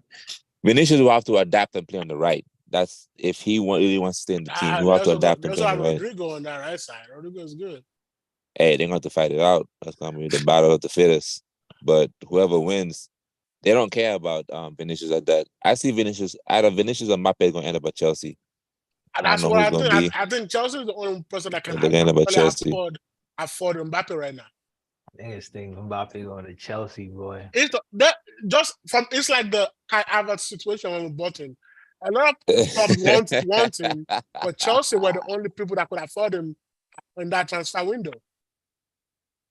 But Mbappe is not going to Chelsea, bro. Like, so why not? Why is he not? Why? Mbappe is most likely. If Mbappe go to Man United, we taking Rashford. There's no way you getting Rashford and Mbappe in the same team. Why not? Yeah, bro. Mbappe, if if you can't afford David De Gea's wages, you can't afford Kylian Mbappe's Ah, wages. but the Not David De happening. Gea wages is the strategy to that. It's reasoning What's the behind that why strategy? I'm telling you. you the one that even said it. Like you don't want to you The wage structure, the too. way you can't exact. But Mbappe is different. Like Okay, From the okay. financial Mbappe is Okay, standpoint, hold on. Chelsea are How the much? only team that can afford it. Mbappe How, right now. how much is Mbappe's wages? In fact, I think that's what we need first to of all, really figure Mbappe out. knows anywhere he Like goes, he's gonna get a gay 350K, cut. Nah, he gets more than 350K that. or He gets something. more than that. He gets a lot Nah, I more. think it's more than that. It's like It's what, way more than 500 or that. something like that. Yeah, like Nah, he's getting a pick on it. It's not getting yeah. No, Mbappe he knows he's gonna get a pay cut no He's matter where he definitely goes. That's getting what No, I'm but saying. how much is the pay cut though? How much is the pay cut ain't Bro, gonna be 200? How much is the pay cut? I think Chelsea can pay him 200K, maybe. He's not taking 200K. You don't think he's taking 200K? he's gonna take No, probably like 300. No, 300. 350, no, 350, bro. bro. He makes That's the going rate. 893 a week. But Oh that's my crazy. 893 a week. God. But yeah, you gonna have to. But who's gonna pay him? No one's gonna pay him. Like No, no, no, no, he no, gotta go to Saudi, bro. He gotta go to no. Saudi. To He get that go money. no. Listen. He gonna reduce his wages, yeah, but it's not gonna be 200 or even 300. He's getting 400 or some. Nah, Bro, what's it called? You know what Haaland makes? nah. He's Holland. Brennan makes more than Holland. Holland is like two something, bro. 250. De Bruyne is the highest paid player in the city. That's what I'm saying, bro. Like Mbappe is getting 350, bro. That's the going rate for the top players, bro. 350, bro. Slap that 350 on there. You There's know no what I'm way saying? Haaland is. I say Haaland. So there's no way that Mbappe is getting 350. He's not what? 350. 400 is crazy though. That Bro. means De Bruyne will make more than Mbappe is not, bro. No, he's gonna be the high. No, he's gonna. Okay. Let me say this. If he comes to the Prem, he's gonna be the highest paid player in the Prem. And I think Look, the highest Haaland paid. makes 375. What does De Bruyne make? It's more than that. I think it's what, like 380 or some shit like that. yeah, 380. So okay, Mbappe is Mbappe's getting gonna like come. 500. Nah, 4. Even 4. That's even too much. We'll give him 4. Man United could over 400. Nah, De Bruyne is sure. getting 400 right now. There you go. 400. De Bruyne is getting 400 That right nigga Nah, ain't you gonna look have at the that. same Hold on, rate you You look at get- euros. bread, What, man. we gotta check. We might be talking different currencies and shit. You gotta check the currencies. You gotta check the Nah, currency. it makes sense because Haaland is on 375. What So pounds, euros, or what are you talking about? Dollars? this is pounds. Nah. 375 pounds. So yeah, it makes sense that De Bruyne will be on 400. It won't be 380. That don't make sense. That's just 5 difference. Yeah, it's not. You're gonna pay at least 500. Mbappe is 500. At least. I don't think it's going to Chelsea. Then I changed my mind. I don't think Chelsea is paying 500. Yeah, shit. 1,000 for anybody right now. Any club he goes to, and that Real Madrid is only the club that he can go to where the wage structure won't be really fucked because all the players that already is there they're making good money. Yeah, 400. No, he can get like. That's the thing. I'll pay Mbappe 430, bro. Here's the thing, right? 430, just to be number If one. Mbappe comes to Man United, if this real quick, right? If he goes to Man United, and you say how much? How much you say? How much you say? 430, just to be number one. 430. 430. How much does Rashford earn right now? I think Rashford, he's around like 150, I think. Because he had his old contract. He had his old contract. I don't think Rashford is 150. I don't think Rashford is 150. Rashford is getting like 30 or something like that. No, because he hasn't signed a contract yet, bro. Nigga said 150. Yo, It says 200 that's right here. hilarious. That nigga will not be able to go to Miami every weekend with 150. Are you crazy? It's getting paid 200. 200, Wait, what? yeah. The new 200 contract Oh, contract 200. was gonna give him 375 for the new Yeah, contract. 200. He's on 200. He's on 200 a week. Wait, you guys are paying 200. Sancho 350? Yeah, Sancho getting more. Mbappe is definitely not getting crazy. get it from y'all. Nah, bro. Because the point of Mbappe coming is right. He's gonna demand the most that anybody's making in the league. So he's gonna be like, who's the highest paid in the Premier League? It's gonna be De Bruyne. How much is De Bruyne making? 400. Yeah, so All that's right why then. I don't think it's So coming then to Chelsea. I need 450. He's gonna get like 450. The bro, wage 'cause- disparity would be crazy because I think the highest paid player at Chelsea right now gets paid like 250 or 300 or something, which is Who's Sterling. y'all pay? Reese is the Probably highest paid. Probably Sterling or Reece. I think it's Sterling. Either way, bro. Haaland, Mbappe is not. If he goes to the Prem, he's not getting 6, bro. Nigga getting 450, 5. Yeah, but if he comes 450, on a bro. free, they might consider that and But be that's like, next year. That's next since year. you're coming on a free, you can get paid more. But that's next year though. Like, That's not bad. Getting Mbappe next year ain't bad too. but again, we're in a situation where But PSG said they're not allowing that. Right now, United is not paying 200 million for the player and then 430 on wages. Nah, PSG gonna have to figure something out. You can't try to force sell a player and then try to demand a crazy wage. You're gonna have to meet me in the middle. You already showed your cards, just like Lou was saying. Yeah, So you can't demand that. I think you're gonna be like, look, take that 100, 120, and you know the Qataris are coming. Nah, they're not So doing they're gonna find a way. If 120. If Osimhen is going for 150, you think they're gonna sell Mbappe for 120? I mean, unless it's 120 or get nothing, because Real Madrid can't afford it. Bro, So but where Man is he U, gonna go? Mr. J, with all due respect, Man United don't have 120. I Yeah, I don't ain't got know. 120. I think you Yeah, I can ain't got figure it out. 120. You can figure it out. You can figure it out. You can figure it out. You can figure it out. You're stressing about Nana, who's 55. Talk about 120. Bro, if Mbappe comes on the market, Bro, y'all gotta sell players to get It's 120. already on the market. It's not about if it comes Sell. on the market. It's already nah, on the I market. mean, PSG haven't talked yet. Mbappe's in Cameroon, bro. Wait till he gets back to PSG, and that's when the real negotiations are gonna come through. I guarantee you, Mbappe's not negotiating really right now. He's just watching and playing his card. When he gets there, when the season starts, when the training starts, the preseason starts, that's when the real negotiation is gonna start to happen, and that's when PSG gonna have to figure it out. Because you can't demand, you can't demand him 890K. Well, if crazy. Mbappe comes to Damn. Man United, he gonna take that number 7. That number 7 number is already taken by Mount. So that's already a conflict of interest right there. Is Man gonna give up the number 7 for Mbappe? I don't think a number is gonna stop Mbappe from coming or not. I don't think a number is gonna stop him. I mean, hey, Mbappe is a diva, bro. This nigga is Bro, a diva. It's clear and obvious. This nigga is a diva. I've seen That counts for players. Mount, I don't think Mount's gonna be mad if they take a 7 from him, bro. He just got it. Man got ego What do too. you mean? Man Mount got an ego. too. What That's you his talking dream. about? Now he That's got his an dream. ego. Now he got an ego. Now He got ego. Now he got ego. A snake. Mount, what you gonna give the number set? Play with Mbappe or keep the number 7? I guarantee he's gonna be like, I'm gonna play with Mbappe. I guarantee you. I don't know. I guarantee you. So what number are you gonna take? 8? We're gonna figure it out. 8 is taken. That's the captain, Bruno. He's not gonna. There you go. Who got 10? Who got 10? 19. He can take 19. 19. 19. Nigga, his dream was to play for Man United. His dream wasn't to play wear no number 19. Bro, I don't think a number is gonna matter that much if Mbappe is coming, bro. If you're fussing around a number when you're talking about ego at Chelsea right now. You guys got big egos. Bro, Ten Hag shows that he can handle big egos, bro. No, he hasn't. He couldn't handle Ronaldo. So I don't know if that's accurate. How could he not handle Ronaldo? He definitely handled Ronaldo. He didn't handle Ronaldo. He shipped him out. That nigga went to Piers Morgan for an interview. How did he handle him? He shipped him out.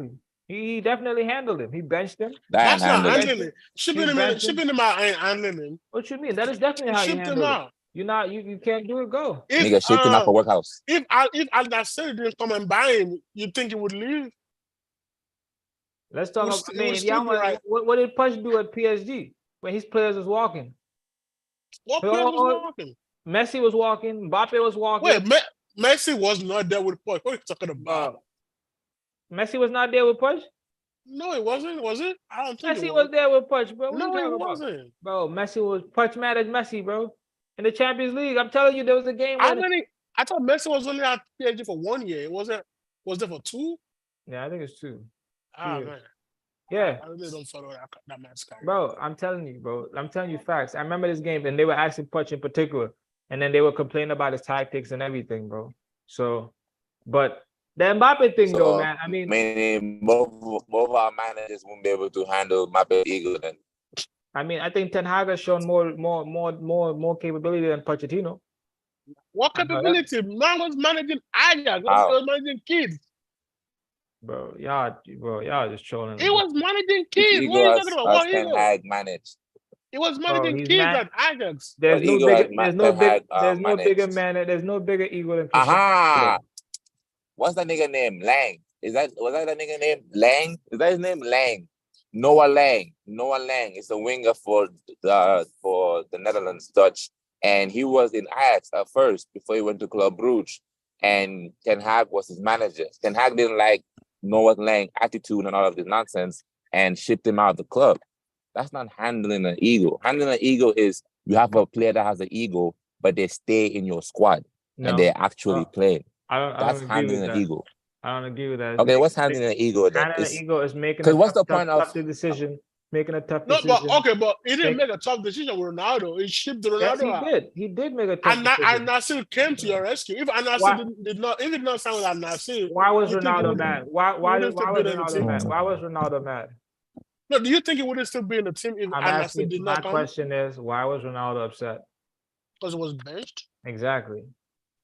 But that's not handling it. Handling egos when a player wants something. When a player wants something. So you're telling me Ronaldo being in your team would have made you worse? I'm saying that if would you not have benefited from Ronaldo being in the team? If he's not playing and he's causing a fuss, no, we won't benefit. Answer that. Would you not have benefited from Ronaldo being in the team? Is he playing? No, if he played, would you not have benefited from Ronaldo being in the team? With your no striker situation, you would have, but he shipped him out because he couldn't handle it.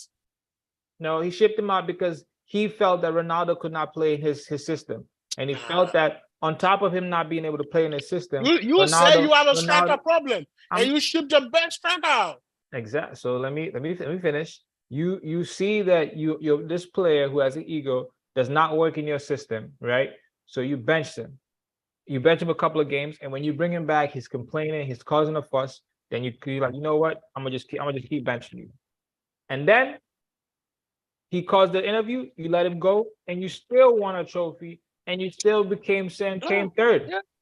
So that sounds to me that he don't do well with egos, and you don't need no egos because you want an ego to come play for your squad. We're talking about Mbappe coming to play for your team, not doing an interview and then later leave it. We're talking about him coming to play.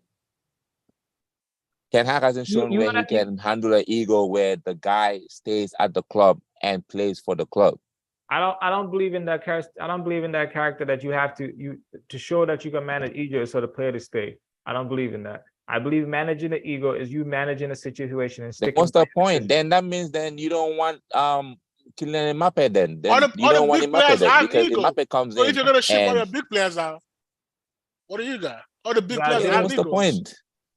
You gotta deal with it. For me, Ten Hag has been managing egos, bro. Then nigga just get youngsters then and people that's gonna like listen to you and stuff. Then that means that you're out of the conversation for Kylian Mbappe if the outcome is he's gonna go do an interview with Piers Morgan and leave the club. That means you don't know how to handle ego. That's how Sir Alex knows how to handle ego. Like that's someone who knows how to handle ego, where you have a bunch of people with egos in your team and they're still able to play and perform for you no matter what.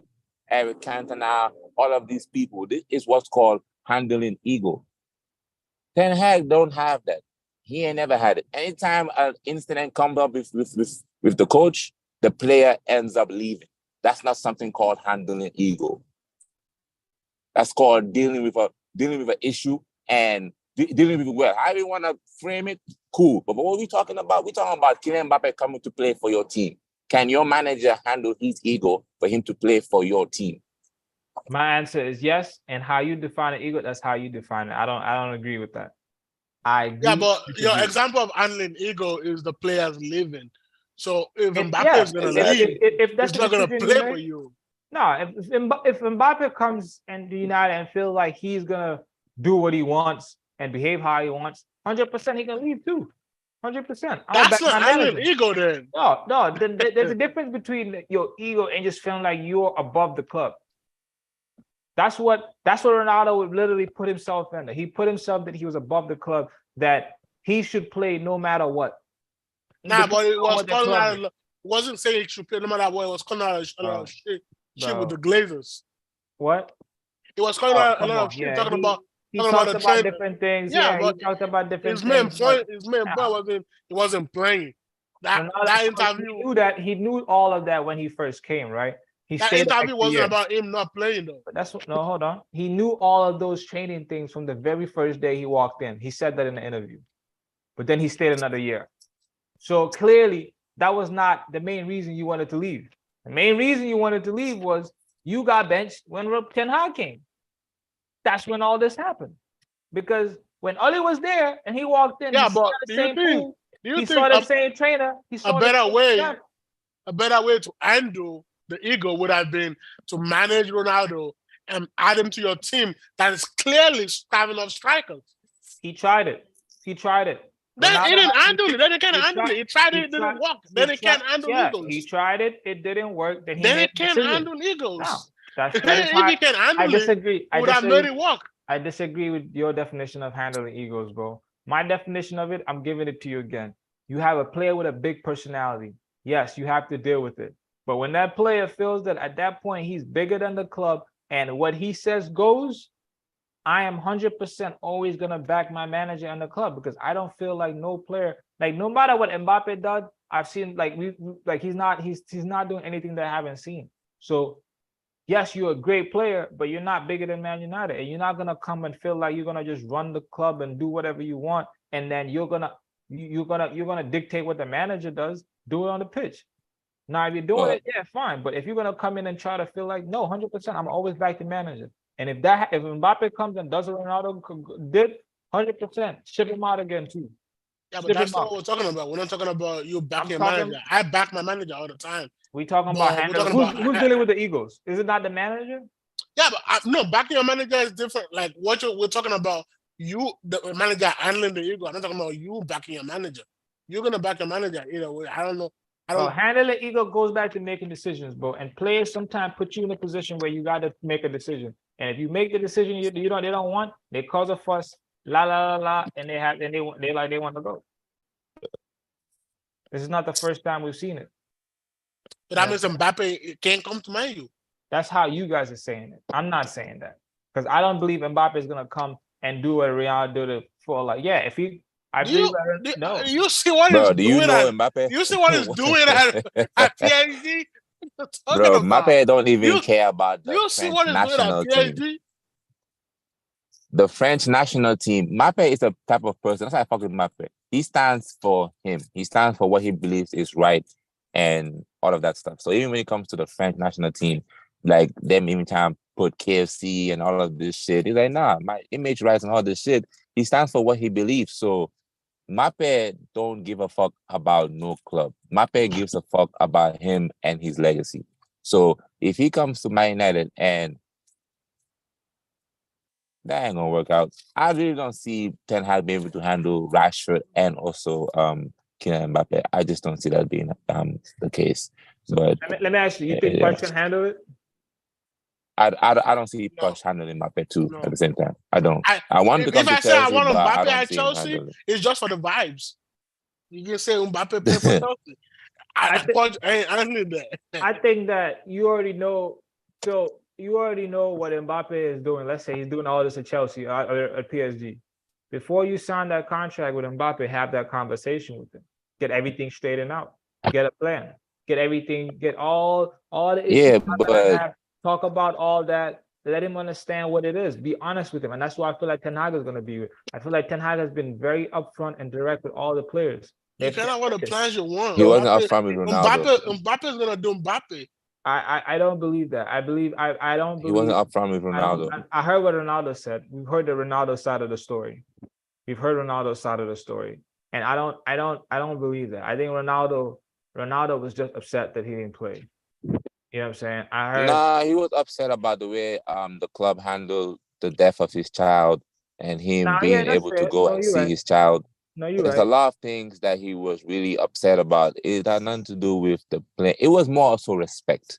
I think that's what it really boils down to. Ronaldo is the respect. Where is the respect? The work I don't put in for this club beforehand, and then me after. When I come here, I'm busting my ass, and I got more goals than all of these trash ass niggas. And you can't even let me have extra days to spend with my family after I just done lost my child. Yeah, that's so. words can't be broken. You're talking about words, the conversation. That shit is broken every day of the week. You know what I mean? So Kylian Mbappe is gonna go to a club where the infrastructure is right to be able to handle his big ego. I don't see that happening at Man United right now. I can barely even handle Harry Maguire. I don't know how you gonna handle Rashford. I said not Rashford, Mbappe. It's your opinion. I see what you're saying, but I disagree. I I hope think- it goes That's to Real fine. Madrid so we can get a chance at Vinicius. Now that I would like. Yeah, nah, but I mean, either way he goes, it's gonna be interesting, bro. And like, I'm curious to see how this is gonna happen because PSG put themselves in this position, bro. Because they all like they knew that Mbappe wanted to go to Real Madrid, and they fucking Yeah, I gave don't feel sorry for them. they gave him literally they pulled their pants down for him, bro. And now they're paying for it. You know what I'm saying? They're paying for it. They didn't really think this through. And Mbappe, I'm not mad at him because that's the point. That's like you took like I wanted to go here because I've always wanted to play for Real Madrid, but you gave me this crazy offer, and now it's in the contract. This is the you agreed to this contract. So now PSG is saying all these different stuff. Mbappe doesn't have to do anything. He has the contract. He has the pen and paper that says that you can leave. This is how much I'm gonna pay you. This is the contract, and I'm gonna stay. Now, if you now PSG can force the manager not to play him. That's a tactic they do. They can say that look, if you stay next season, we're not gonna play you. They can do that. Nah, And then- I don't see Yeah, that but it's up to happening. them to sell him. It's I like mean, no, I'm it's still saying their one loss. of the things that they can. I'm trying to think of because like you can't force Mbappe to leave, right? Right? Unless you sell him, right? So one of the negotiation tactics you can have with Mbappe is like, hey, we won't play you if you don't sign this contract. Because like PSG coming out and like I would like to think there's some thought behind this statement. It's just not a statement that you just showed your cards, right? Because them saying that look, he has to leave, we're not gonna let him go on a free. You basically showed your cards. I would like to think these people are I don't know. PSG has not been so smart. So I mean, that's fair. That's fair too. I mean, you're right. Know. You're right about that. But I would like to think there's some thought behind this, and somebody has to lose a little bit.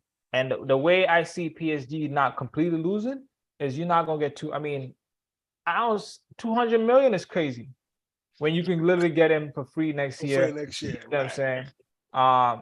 But they did do that with somebody.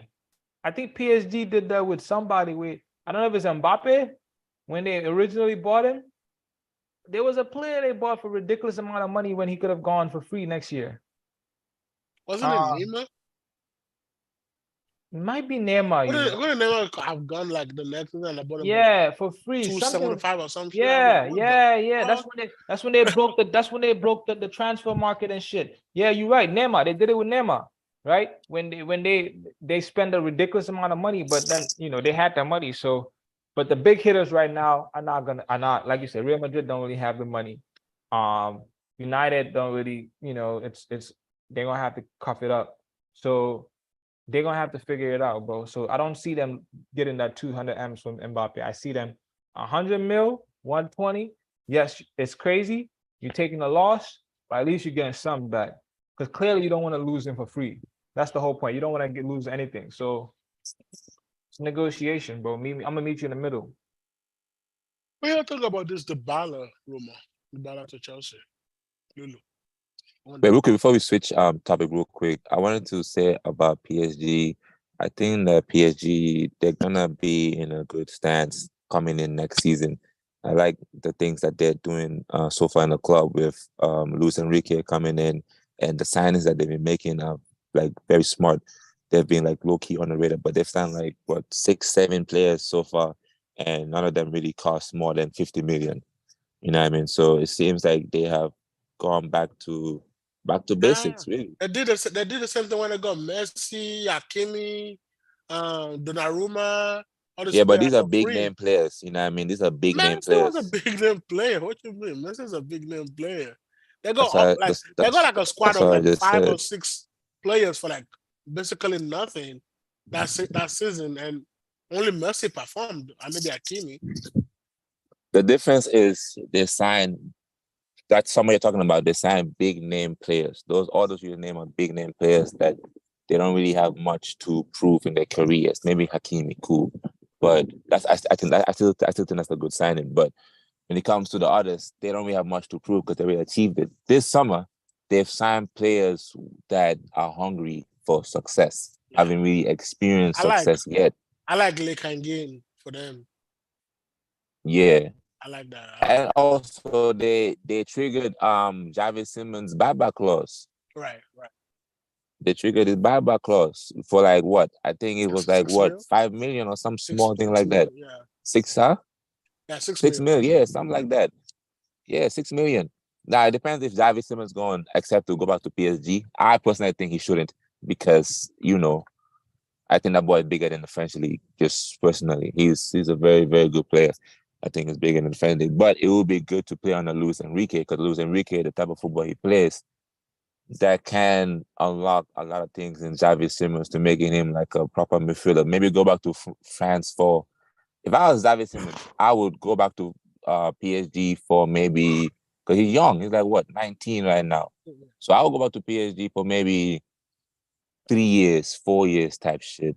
Let Luis Enrique develop you nice into a proper like all-rounded midfielder because he already got the goals. Now if he adds in like the playmaking and all of that good stuff, yeah, he can be looking at a world best midfielder right there, like creator in Javi Simmons. Or stay in PSV and continue getting that guaranteed game time and wait for another club. Like see how, because it's a risk. We don't know if it's a guarantee that PSG is gonna actually do good, but who knows? But I do think that PSG would come good next season. So far, so good. I like what they've been doing in the transfer window. I wonder if it is a CAM, right? It's a CAM. I wonder if it's gonna bench Lekangi or Lekangi's gonna play ahead of him. I mean, he's a 10, but the way so Luis Enrique has to play 4-3-3. So there's a high chance he's gonna take one of them midfielder roles, like one of the eights, like 8/10 type positions. It's high chance he's gonna take that. At the same time, too, I don't see him coming back without guarantee that I'm gonna be playing.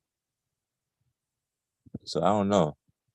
I really don't know. I don't know where I bet Asensio's probably gonna play on the wing. Who?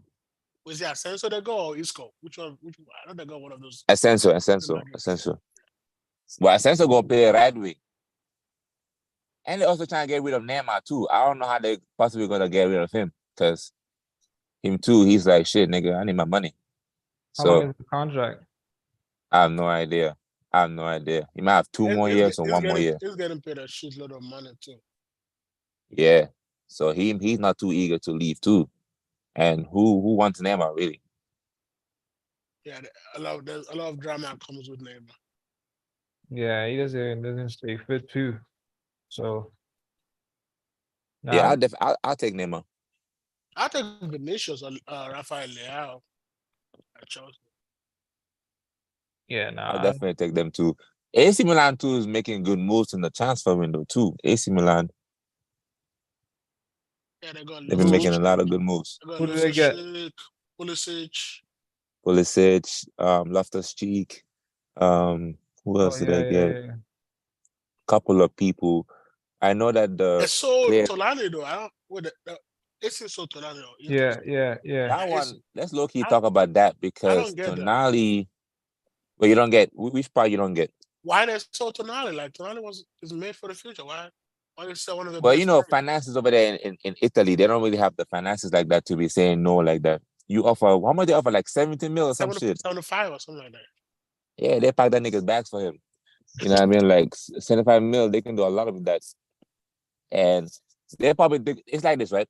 I look at it like this with the Tonali move. I feel like Tonali, he didn't want to go to Newcastle. Let's be honest. He didn't want to go to Newcastle. There was reports that he cried when Milan accepted a bid for him. Yeah, that nigga was crying. But he can wipe his tears when he gets that first paycheck though. But my thing is though with Tonali is gonna work out like this. Either he's gonna be a hit because he is a good player, or he's gonna get homesick and desperately want to go back to Italy.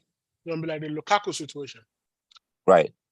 And now where AC Milan can win AC Milan's probably tell Tonali, look, if this shit don't work out, you'll be back here on loan type shit until Newcastle want to get rid of you type shit, and then you come back for the low cheap type shit. So right now, just go with your family, and boom, it could work out either or like this. You know what I mean? Either you do become a success at Newcastle, it works out, or it don't work out, you go back to AC Milan after one season I or wouldn't two. mind him at Chelsea though.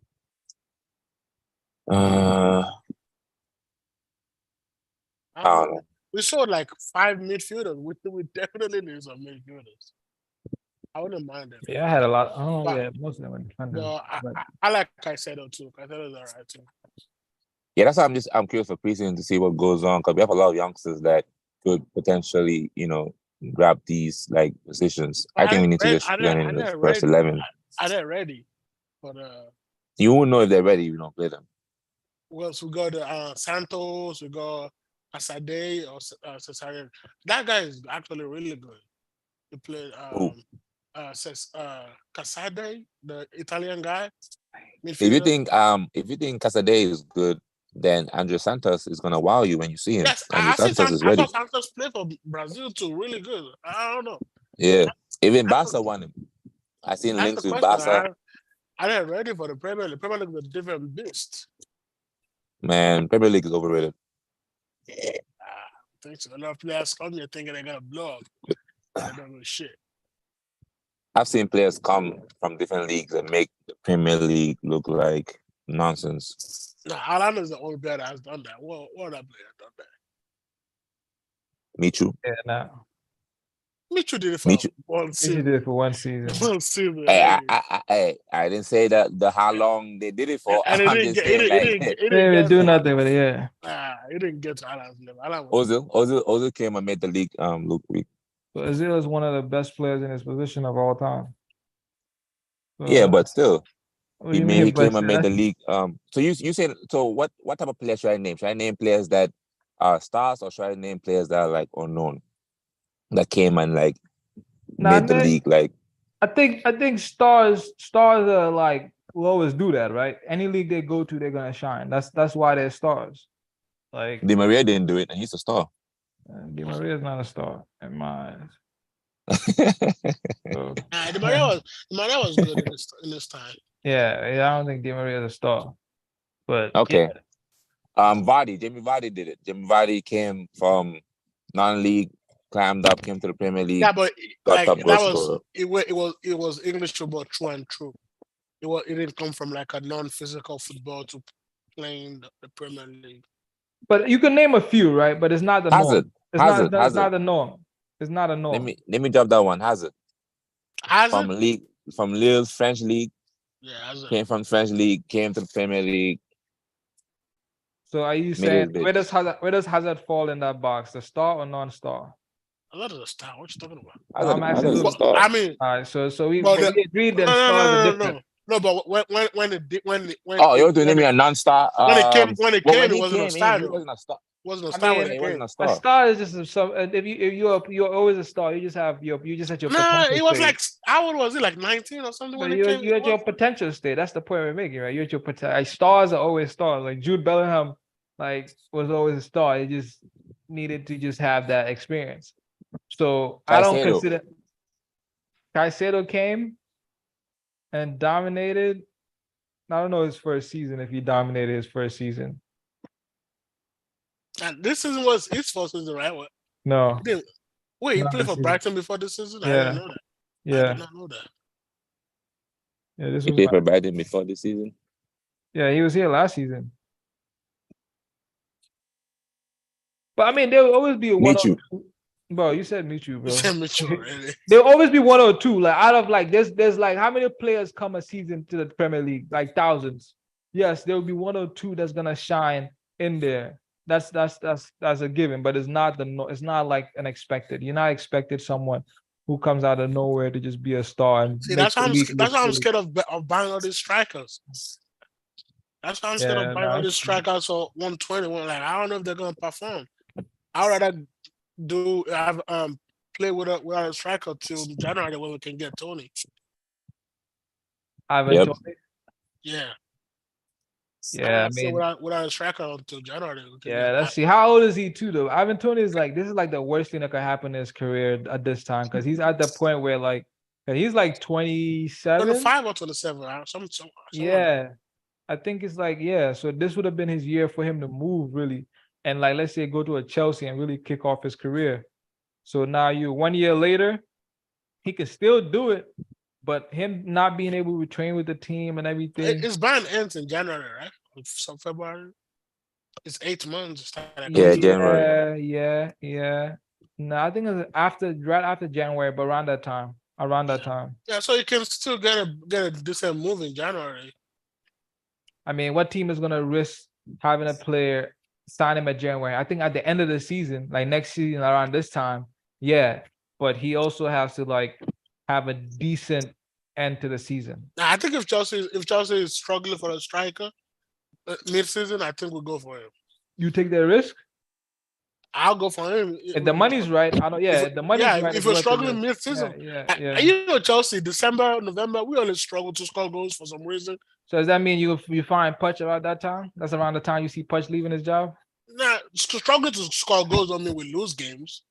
We can struggle. Like, it's always been a given. We always struggle to score goals around November, December. But that doesn't mean we can't win. I can't wait with this Pochettino thing, bro. I think what they're doing is going to be an eat at Chelsea. Bro. I think it's going to be an eat at Chelsea. It's going to be a what? I think it's going to be an eat at Chelsea. It might have the... It's going to be an eat. What the English nigga speaking? He's going to eat. I think he's going to eat. He's going to eat. What is... I think it might maybe the 18-month thing again. Let's get a good manager for 18 months, and then for some reason we fire them. Like Tuchel. That's why I don't see Putch being there 2 years, bro. Honest to God. That's what I'm saying. 18 months. But it's definitely not living this season. We'll see. I said the same thing. Everybody said the same thing about Putch. I mean, what's his name? The Brighton manager, bro. No, Potter didn't start with us, and I'm just saying, bro. Y'all told me the same thing. I didn't tell you that. I did not tell you that. I was gonna say that I never had faith in Potter. Chelsea fans told me that. I never had faith in Potter coming in. Chelsea fans told me that, and I never had faith in Potter. To what they said, they were like, everybody knows Potter takes time in his system, like in the way he plays. He takes time. So you know he takes time. His mentality kills me. Like that's what they told me. He finishes the game before the game starts. It's defeated before the game starts. I don't think Graham Potter even got a chance to buy a house before he got fired. That's how fast that nigga lost his job. He kills me. He kills me. Like, I don't know why in the first place why Tuchel was fired. Like Potter just wasn't there. Like, honestly, though, I don't see Putch lasting 2 years, bro. I think if it goes bad this year again, bro, towards the end, they're gonna fire his ass too, bro. The fans are gonna turn on him quick. They're gonna turn on him. That's what I'm scared about. The fans turn on him because of the Tottenham. The leaks, yeah. The Tottenham relations. I think if it doesn't like start winning immediately, they're gonna be like, oh no. So that's the only thing I think might go against him. The fact that he has the Tottenham links. So yeah. It's not but I don't see like right now. I don't see any negatives right now. It might come up later in the season, but right now I can't say anything bad about it. Like he's not played his first match. I'm not gonna judge it. He's not even played the match. He's not even. But I mean, we've seen Putch in different managerial positions. I like it. I except for PSG where he had some issues with because he was coaching Mbappe, Messi, name out his big egos. Except for there where he had a little problem. At Southampton, he was a great manager. Still won the league though. Yeah, he still won the league. At Southampton, he was a great manager. At Spurs, he was a great manager. So what you can say we've seen him before. He's been good before. At Chelsea, is being a good manager acceptable? What do you mean? Is being a good manager acceptable? I feel like at Chelsea, you have to win. He has to win. Yeah. Spurs is different. Nobody wins at Spurs. That's what I'm saying. He's a great manager because of the expectation of those clubs. When you get to a Chelsea, your expectation is completely different. And that's what you have Yeah, to but fight. the fact of the matter is, it still got them to play well. If Chelsea plays well, Chelsea's gonna win trophy. Mm-hmm. Mm. It got those teams to play well. And did not win Spurs, a Spurs trophy. is just Spurs. Even Mourinho Mm-hmm. couldn't win a trophy at Spurs, so you Nah, can't tell they me. took his trophy away from him, bro. Mourinho They couldn't took win. Marina's trophy Like, away from him. so you can't even count that. That shit is. And Southampton, obviously, Southampton is not a team that that goes for trophy, but he had them playing well. And if Chelsea plays well, Chelsea's gonna win trophies. Mm-hmm. We'll Mm-hmm. see. We'll see. That's true. We gave Saturday his first trophy. He didn't win a trophy in Napoli and stuff. But I mean it's cool to look at the past and all of that shit. But we just have to see what happens right now. Right now, so far, I like what's going on. You know what I mean? I wanted them to get rid of the players, and that's what they've been doing. I said this that we was gonna offload a lot of players, but you know what I mean? I'm glad that it's actually happening, you know Yeah, what I get mean? rid of those So players, give me some new players, and yeah, so thank you. Thank let's you try to the this world, youth. Shout out to the Let's try Saudis, this shout out to the British clubs. youth Thank you. players. I'm all right. I I'm mean, okay. we buy I got so mount. many I'm youth not players. I mad don't at even that. know what's going on. We bought so many youth players at Chelsea right now. The average age has to be like 19 or something. Look at us. Mhm. This guy, 19. I Thiago used to Silva alone just raises that hella high. take Thiago Yeah, Silva out. Take well, Thiago you Silva. can't. He's Like, part of the squad. You can't do that. He's yeah, part of but the it's not gonna squad. be here in a year or so. In a year, I Uh, don't think it's gonna be part of the squad. Yeah, so Like, everybody gonna change their team, bro. Yeah, so I- my in squad, my age is gonna go down as well. the thing is, I don't think Chelsea's gonna change their team in a year or so. I don't think We'll because see, all bro. if it's about all these players playing together, building a team, having those rapport, like where it becomes like second sense to you where the player's gonna be. You don't have to think about it anymore. And all these players, I feel like they're gonna grow up together. Like they're 21, 22, they have 19-year-old. If they play 2, 3 seasons together, at that point it's gonna become like telepathy. Like it's just gonna be there. In an ideal world, that's very idealistic. Very idealistic. In the ideal world, And that's yeah, and how it that's why you works. get a manager that has a proven track record of raising youth. All right, we'll see, bro. We'll see. That's why I'm excited about it. I know we have so many youth players. And the question has always been, can we do it with these youth players? Do we need more experience in the team? But then you get a player, a coach that like has a proven track record of winning games with youth. Like I'm not mad about that. All right, I'm but gonna yeah, let me before I judge him, finish I'm with gonna the see him Rice. play like 10 games for Chelsea first. Who Punch? Yeah, not even 10 preseason, like 10 competitive games before I can judge him. 'Cause I can't just like, but what I've seen so far, chef kisses. I like the confidence, bro. I like the confidence, and like you said you did say that you didn't tell me those things about Putter, but now you're saying things about Putch. It's being documented, so Been documented. I Yeah, I it's I gonna will improve youth players. we will revisit. Write that We, down. Write we, it in stone. Write it in stone. don't worry, It's I got gonna it written down. it's It's gonna up improve here. our youth players. It's up here. It's up here. We will revisit these conversations, and I will be reminding you everything you were saying, and we'll see if you're right or you're wrong. You know what I'm saying? And then it will bring me great joy to play back what you were saying. It's been recorded. I like the energy, bro. I don't know where you're getting this energy from, but I like it. I like it. I'm telling you, sports is giving me the energy. There's some like if a manager can make a fan feel like this from a press conference, imagine what the players are feeling. Nah, fact. I know what you mean, though. I know what you mean. I remember when Ten Hag was first coming in, he was saying all the right things. So I know what you mean. But I just think that there's a lot of uncertainty with your club too. And I think Putch doesn't give me vibes of staring like handling chaos.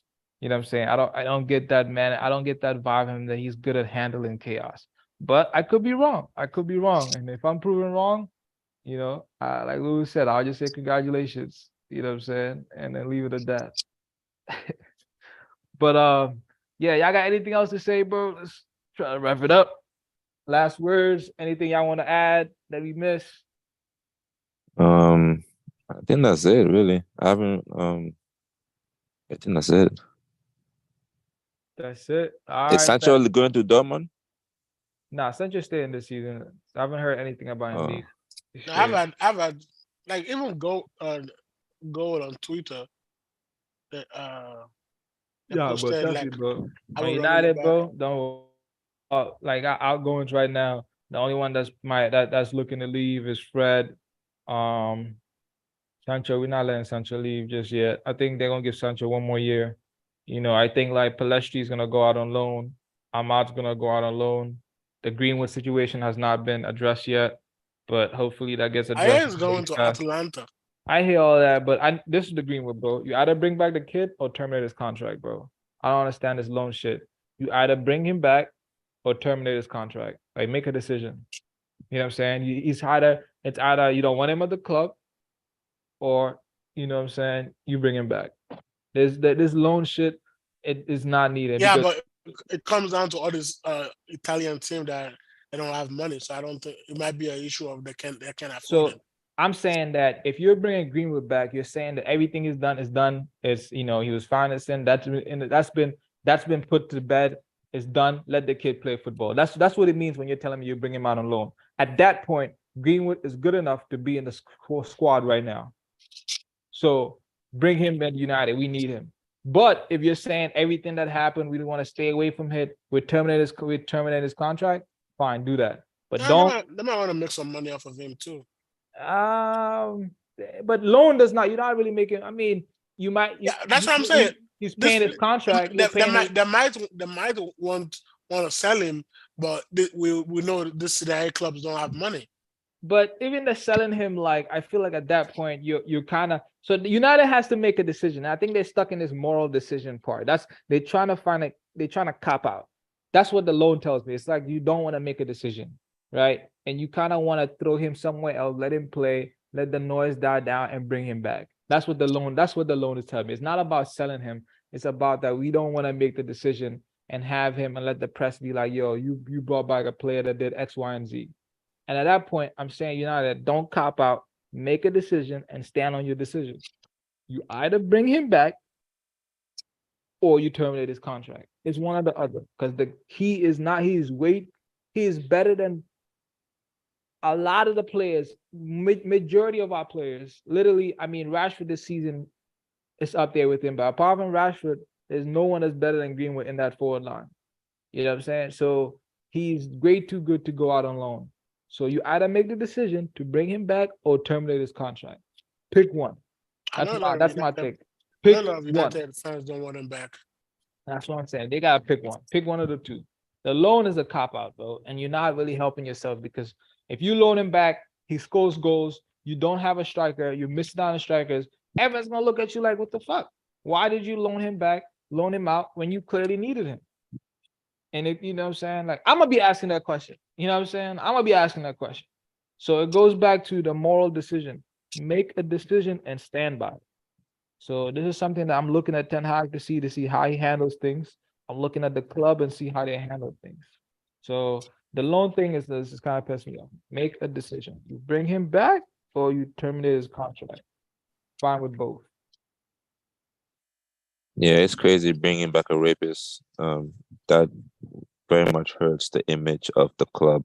So I don't know. I think they have made their decision. If he does go on loan out and leaves Man United, that is the decision made.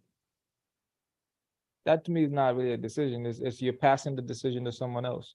You're like, let's put him out here and let's not take the news from us because he's not putting on a United badge. He's still a parent club of United. So if United feels that way, then terminate his contract. That is really making a decision. That's how you make a decision. Like, we don't agree with this. Boom.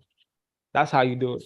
But sending him out on loan, that's to me, that's not a decision. That's just you're passing things around, trying to like clean the image up. That's really trying to clean the image up. Okay. But either ways, man, I appreciate everybody for joining us, man. 4 hours, Lulu. Appreciate y'all. Yes. you know, like if you still here, bro. I seen we got a couple likes. We still ain't get the 10 that I've been asking for, man. I've been crying for 10 likes. I got 8 on the last one. So let's like up the video, man. Let's try to get 10 likes and subscribe, man. We'll be back Yes, next week. sir.